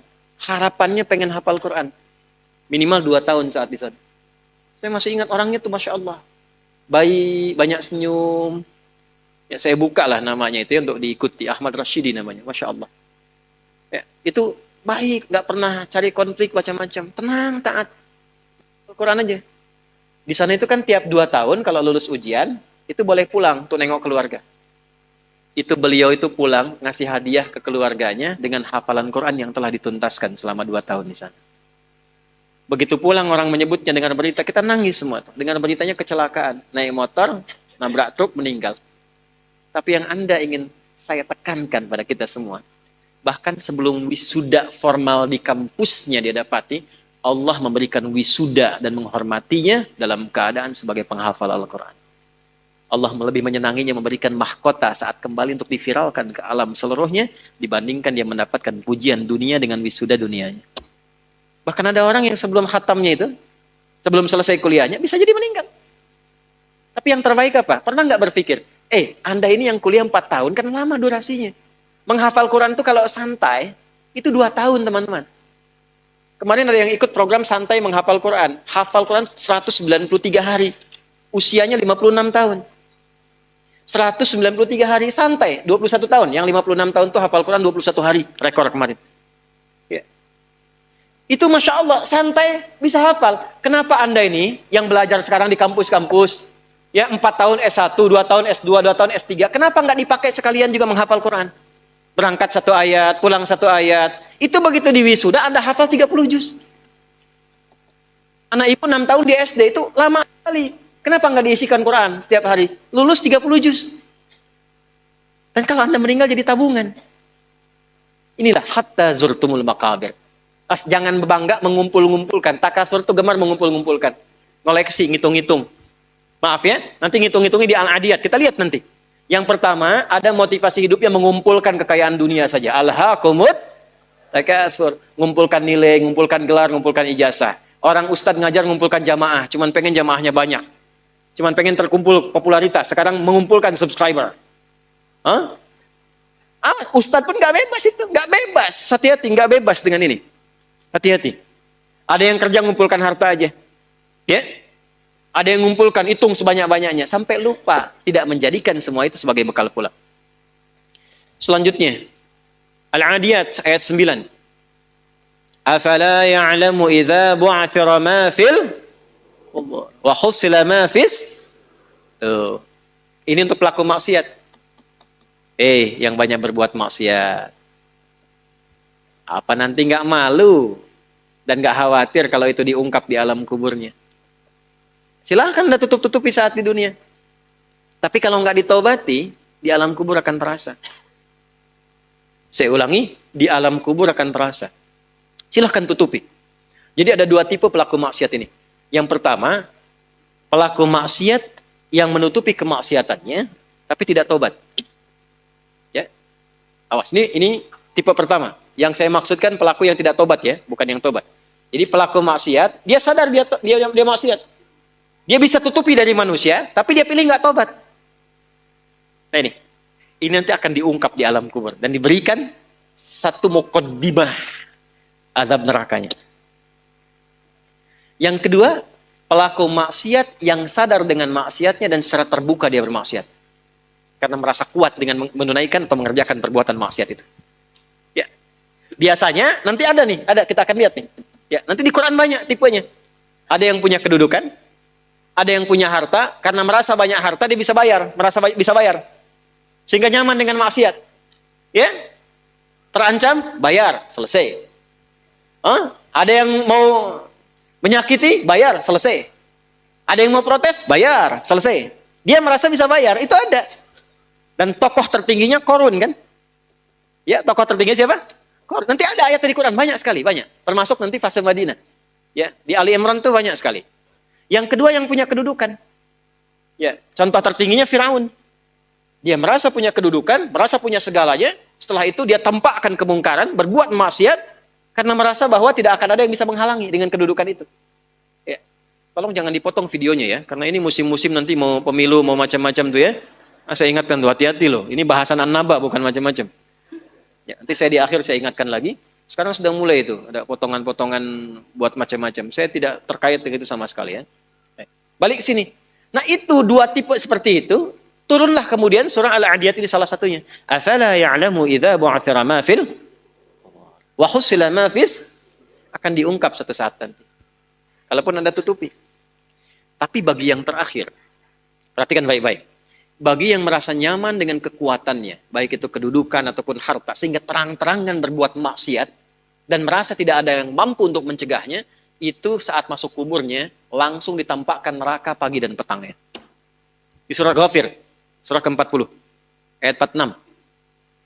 An-naru yu'raduna 'alaiha ghuduwaw wa 'ashiyya. Hati-hati. Ya, hati-hati. Wa yauma taqumus sa'atu adkhilu ala fir'auna asyaddal adzab. Ya, dicontohkan langsung Firaun dan koleganya. Kolega Firaun itu ada beberapa jenis. 1, pemodalnya. pengusaha yang zalim. Itu namanya Qarun. Jadi biasanya kalau ada penguasa zalim di backing oleh pengusaha gelap misalnya, itu sudah komplit tuh keburukannya. Ya. Nah ini dikisahkannya dengan Qarun yang pengusaha gelapnya. Kemudian ada pemikir yang menyimpangnya. Ya, pemikir yang menyimpang. Jadi ada intelektual yang hanya menguatkan kebijakan-kebijakan buruk saja supaya ini jalan. Orientasinya dunia. Ya. Siapa? Haman, sekaligus jenderalnya juga, Haman. Kisah Ba'lam berbeda nanti. Nah, ini disebut dengan koleganya ala Firaun. Jadi biasanya, hati-hati, fikihnya maksudnya begini. Kedudukan itu kalau sudah semakin tinggi, kedudukan yang semakin tinggi, maka di antara ujiannya adalah ada potensi-potensi yang mengajak pada penyimpangan. Dan dengan kedudukan itu, biasanya suka ada dorongan-dorongan menggunakan kedudukan untuk berbuat mungkar dan tampak kemungkaran itu. Yang paling bahaya, kalau itu tidak banyak disadari sehingga merasa kuat untuk berbuat yang salah. Itu bahaya. Pun demikian, harta banyak itu potensi menghadirkan ujian, dan di antara ujian itu ada dorongan untuk menyimpang. Ya, bukan hanya ria, pamer, tidak, tapi menggunakan harta dengan cara yang tidak benar. Nyogok, menghambat keburukan, bagus, tapi mendatangkan kemaksiatan, buruk. Yang lain lagi apa? Ilmu bagus, tapi ditempatkan di tempat yang tidak bagus, bahaya. Nah, orang-orang seperti ini menggunakan ilmunya untuk bermaksiat terang-terangan, ya. Bahkan nanti ada yang menggunakan ilmunya untuk membela orang menyimpang, ada. Ya. Di zaman Nabi itu ada buzzer. Zaman Nabi. Ya, yang memang dibayar untuk apa? Untuk menjegal dakwahnya Nabi. Dan untuk memberikan satu gambaran buruk, citra buruk tentang Nabi. Buka surah Ali Imran. Ayat 107, 108, 109, 110. Ya. Sudah? Sudah? Ada yastakhfuna minan nasi wa la yastakhfuna minallahi wa huwa ma'ahum idh yubayyituna ma la yarda minal qaul. Jadi kerjaannya apa? Kerjaannya kumpul-kumpul. Mereka menganggap bahwa itu aman dari Allah. Ya, untuk merendahkan Nabi. Mereka merasa punya pelindung. Ya. Awas, mereka punya rasa punya pelindung. Ayat sebelumnya kan wala tujadil 'anil ladzina yahtanuna anfusahum. Itu kecaman kepada orang-orang pintar yang membela orang-orang yang suka menyoal. Jadi ada bazar yang kalau malam-malam suka kumpul, suka merumuskan bagaimana cara merendahkan Nabi, bagaimana cara merusak citra Nabi. Nah, setelah mereka tampil, itu dibela, di backing orang-orang pintar yang bahkan menguatkan tindakan mereka. Dan saking sayangnya di antara mereka ada yang mengaku muslim. Itulah yang masuk pada golongan Abdullah bin Ubay bin Salul, yang munafik itu. Nah, kalau nggak disebutkan kapan kejadiannya, siapa orangnya, itu tandanya akan muncul lagi di kemudian hari keadaan-keadaan serupa dengan tokoh yang berbeda. Itu mesti hati-hati. Ya. Nah, itu orang-orang pintar yang mengaku muslim, ya, bahkan yang non-muslimnya itu diminta berpikir, ha antum haula'i. Ya, tuhibbunakum wa la yuhibbunakum. Hei, ha antum haula'i jadaltum anhum fil hayatid dunya. Engkau ini kenapa sih membela mereka dengan ilmumu? Maka apakah engkau bisa menggunakan ilmumu untuk mendebat Allah di hari kiamat nanti? Pertanggungjawabannya bagaimana? Yang pintar ditanya oleh Allah, yang kepintarannya dipakai untuk maksiat, itu akan dihisab oleh Allah. Ya, kalau bahasa bebasnya begini, coba pakai lagi kepintaranmu itu untuk membela mereka di hadapanku. Hati-hati. Nah, apa yang terjadi pada orang seperti ini? Kalau dia tidak bertobat, makanya kalau ada kita doakan. Bukan sibuk mencela. Bukan sibuk mencela, bukan menutup peluang mereka untuk bertobat. Selama masih hidup, masih punya hak untuk saleh. Makanya jangan libatkan diri kita pada perdebatan yang tidak bermutu. Jangan rendahkan orang, walaupun dia pelaku maksiat. Minimal kita doakan. Tunjukkan jalan yang benar. Setelah itu abaikan. Abaikan. Itu ayat Qurannya demikian. Quran surah keempat ayat 140. Ya, wa qad nazzala 'alaikum fil kitabi an idza sami'tum ayatillahi yukfaru biha wa yustahza'u biha fala taq'udu ma'ahum hatta yahudu fi haditsin ghairi innakum idzam mithluhum innallaha jami'ul munafiqina wal kafirina fi jahannam jami'a. Kalau ada orang usil menyoal agama, mengolok-olok dan sebagainya, cukup tinggalkan, jangan banyak dikomeni, jangan banyak direndahkan, jangan banyak dicaci. Mencela yang sudah tercela itu buang-buang energi. Kalau mau doakan supaya sadar, atau terangkan yang benar, setelah itu abaikan. Quran itu indah sekali. Tapi kalau mereka nggak tobat, kita kasih tahu, ini ada ayatnya. Wah, kayak yang pernah ke alam kubur saja, ya terserah Anda. Tapi kalau nanti di alam kubur, minimal Anda tahu dulu sekarang. Ya kan? Minimal tahu dulu. Kalau mau merasakan, nanti aja setelah ke kubur. Saya cuma mengingatkan apa yang Allah sampaikan. Apa yang Allah sampaikan? An-naru yu'raduna 'alaiha ghudwan wa 'ashiyya. Ditampakkan neraka jahanam pagi dan petang. Jadi setiap waktu cuma neraka aja tampak. Pernah dengar nggak kalimat ini? Nggak ada tuh siksa kubur, yang ada cuma tidur aja. Pernah dengar? Bagaimana cara menjawabnya? Gampang. Kalau ada yang mengatakan nggak ada siksa kubur, yang ada cuma tidur saja, maka tanyakan pada mereka, kira-kira kalau kamu tidur, ketemu kuntilanak botak, yang jeleknya naudzubillah, terus teriak-teriak di depan muka kamu, kamu pengen cepat bangun atau tidur terus? Biasanya kalau mimpi buruk bangun atau tidur terus? Bangun tuh karena takut atau tidak? Merasa tersiksa tidak? Maka tidak ada siksa yang paling pedih kecuali saat orang, berada di alam kuburnya tak bisa bangun lagi, ditampakkan neraka terus di alam kuburnya. Bukankah itu siksaan? Jadi nggak usah bicara tentang man rabbuka, man imamuka, ma kita buka. Gampangnya, ente kalau tidur, mimpinya ketemu neraka jahanam terus dari pagi sampai terus dan nggak bisa bangun-bangun, tersiksa nggak? Nah, itulah gambaran pertama yang disampaikan dalam Al-Quran. Jadi orang-orang yang maaf sekali, gemar mengumpulkan harta hanya untuk pamer saja, untuk mengoleksi dunia. Tak pernah punya visi hidup untuk pulang, maka mesti hati-hati. Alhaakumut takatsur. Orang yang maksiat terbuka nggak mau sadar mesti hati-hati, ya, karena cara pulangnya itu berbeda.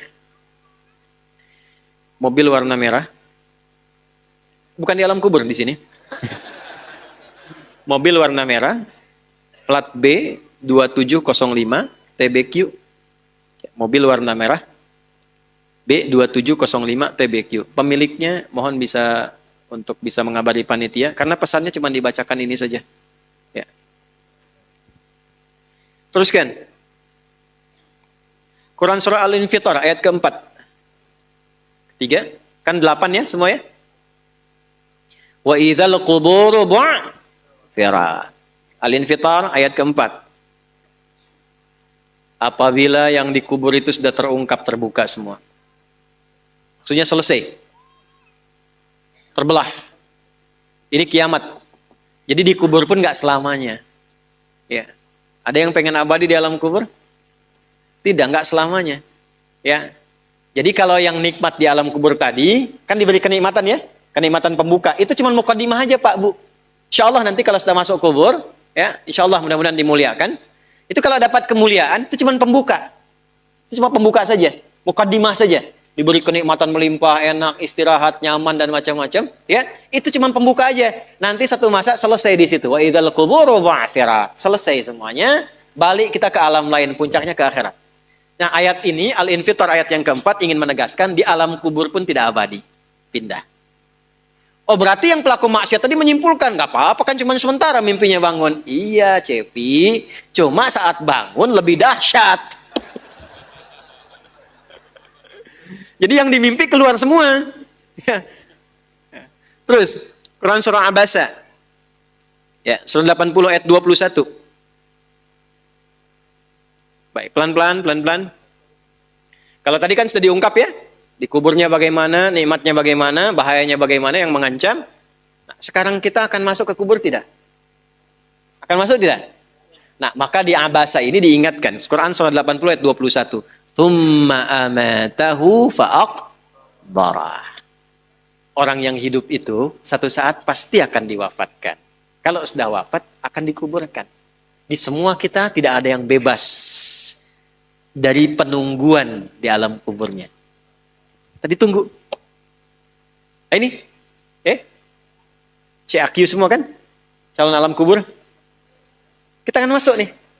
Jadi Allah sadarkan mumpung masih hidup, dari dua kejadian tadi, ambil ibrahnya, siapkan diri kita, karena kita nggak akan bisa menolak kematian. Kalau sudah wafat, pasti dikubur.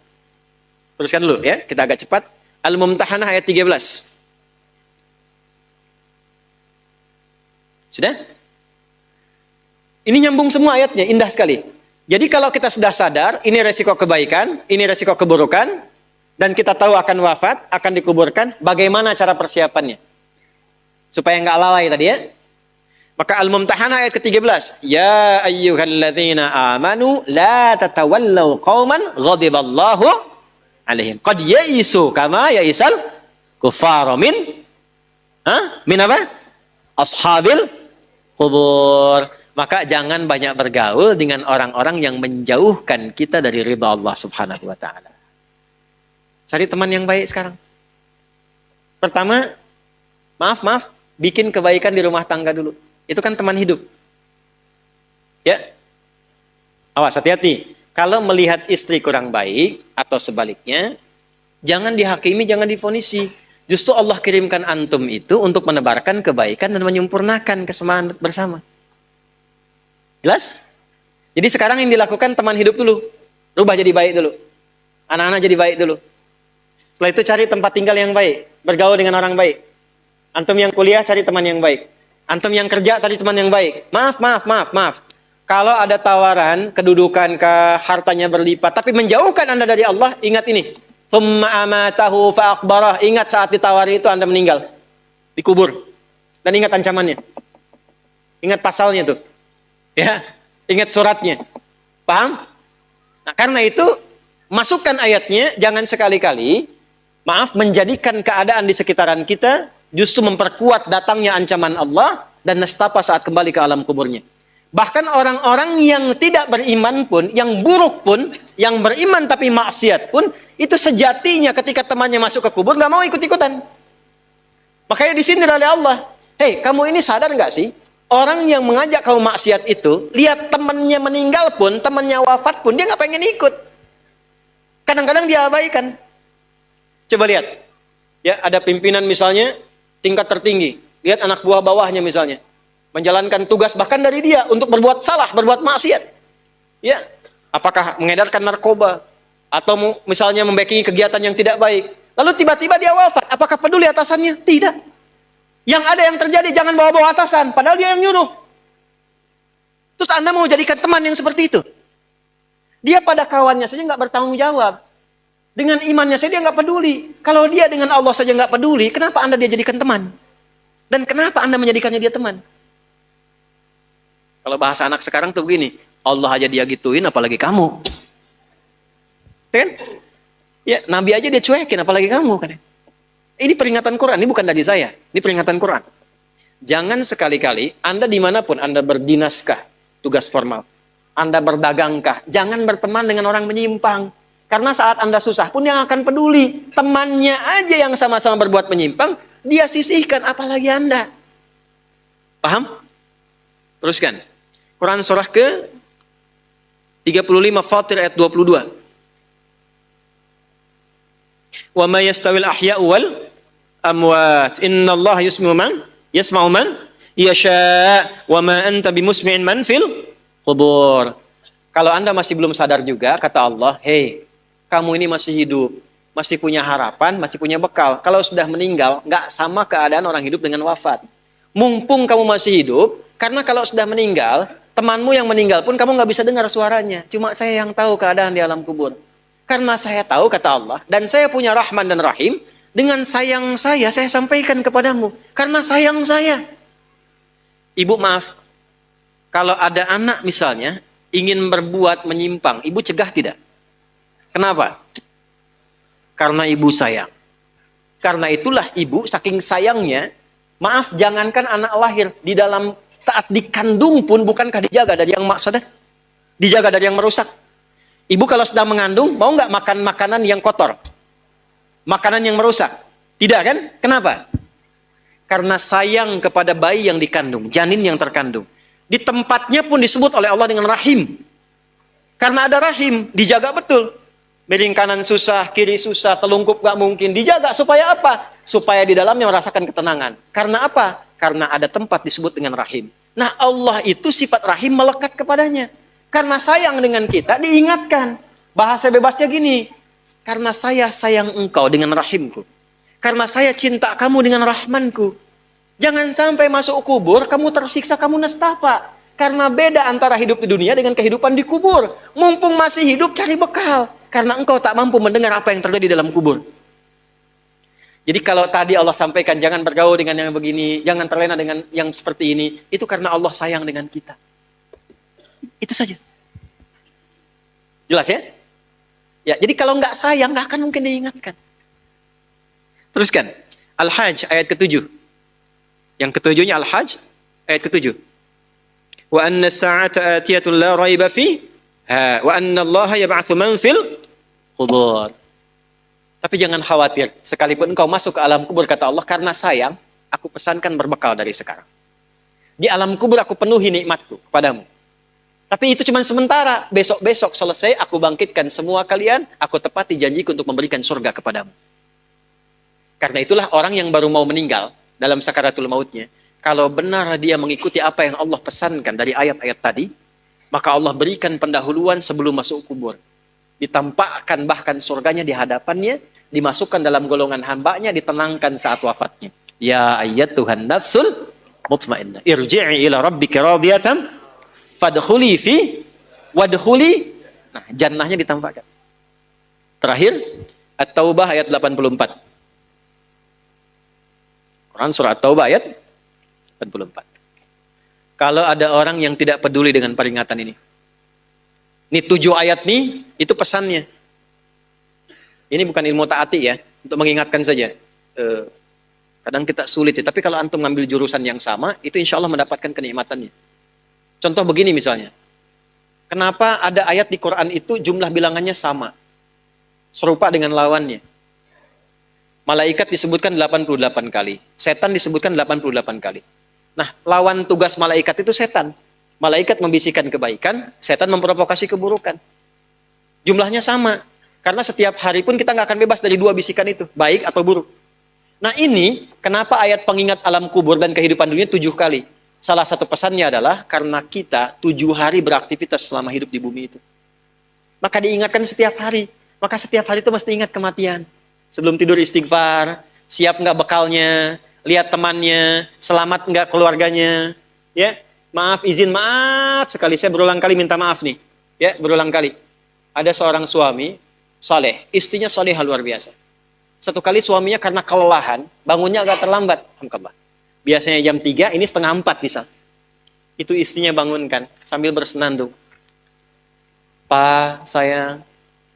Cepat bangun, Pak. Perjalanan kita masih panjang. Sedangkan ajal semakin mendekat. Sedangkan para musafir sudah punya banyak bekal di depan kita. Kita mesti nyusul mereka. Bangun, Pak. Itu Masya Allah kalau pakai bahasa Arab indah sekali. Pak, ajal itu mendekat kepada kita. Sedangkan perjalanan masih panjang. Teman-teman kita sudah di depan, bekalnya banyak sekali. Maksudnya apa? Teman-teman kita sudah ada yang hafal Quran, sholatnya nggak putus, malamnya banyak tahajud, puasanya nggak putus, sunnahnya dikerjakan. Kita ini, ya Allah, mau bangun tidur aja susah ya Allah. Mau tahajud aja susah. Sementara ajal datang semakin dekat. Pak, bangun, Pak. Bangun, Pak. Takutnya kita meninggal malam ini. Kita nggak bisa menyusul teman-teman kita yang sudah di depan. Itu istri bangunkan suaminya. Ada lagi yang suami mau kerja, dibisikin istrinya. Pak, jangan sampai cari yang haram ya. Papa nggak bawa apa-apapun ke rumah di hari ini. Kami keluarga akan sabar. Mama akan tenangkan pada keluarga supaya sabar. Tapi Pak, kami nggak akan kuat merasakan sedetik pun di neraka jika Papa bawa yang haram ke rumah. Masya Allah. Nah ini disebutkan pengingat itu 7 kali. Di 7 ayat berbeda untuk mengingatkan setiap hari ingat wafat. Setiap hari ingat pulang. Setiap hari kita akan mengalami suasana di alam kubur. Jangan sampai meninggalkan dunia dalam keadaan yang terancam. Kalau masih nggak sadar juga dengan pengingat ini, muncul ayat ke-8. Muncul ayat ke-8. Di At-Taubah ayat 84. Tempatnya pun At-Taubah. Ngajak taubat dulu sebelum diingatkan. Tapi dasar karena nggak pengen taubat juga, maka munculnya ancaman. Kalau ada yang masih nggak peduli, bahkan ada orang Islam yang masih bertahan dengan keburukannya, menampakkan ke orang lain dengan sifat nifaknya, maka turun ayatnya. Wala tusalli ala ahadim minhum mata abada. Wala taqum ala qabri. Allahu akbar. Innahum kafaru billahi wa rasuli wa matu wa hum fasiqun. Kalau ada yang masih begitu, dan Anda lihat diingatkan susah, masih menampakkan kemaksiatan, Allah langsung memberikan ancamannya. Kalau dia bertahan demikian sampai dengan wafat, nggak usah disolatkan. Jangan sampai berdiri di depan kuburnya katanya. Kurang apa lagi? Tiap hari diingatkan. 7 kali, 7 hari beraktivitas, 7 kali diingatkan. Diberikan kasih sayang, diarahkan pada yang benar. Ditunggu sampai tobat, tapi masih mengancam. Masih menampakkan kehebatannya sampai dia wafat. Maka peringatannya apa? Orang-orang yang sengaja menantang berbuat maksiat, menghalalkan dosa yang besar, itu dihukumi oleh Quran. Kafaru billah. Yang menghalalkan dosa besar itu dihukumi kufur.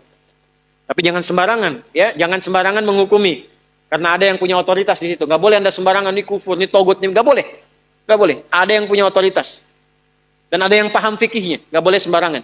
Hati-hati kalau ada aliran mengajak Anda, ini togut, ini aja, bunuh aja, tembak aja, tinggalkan itu. Tinggalkan.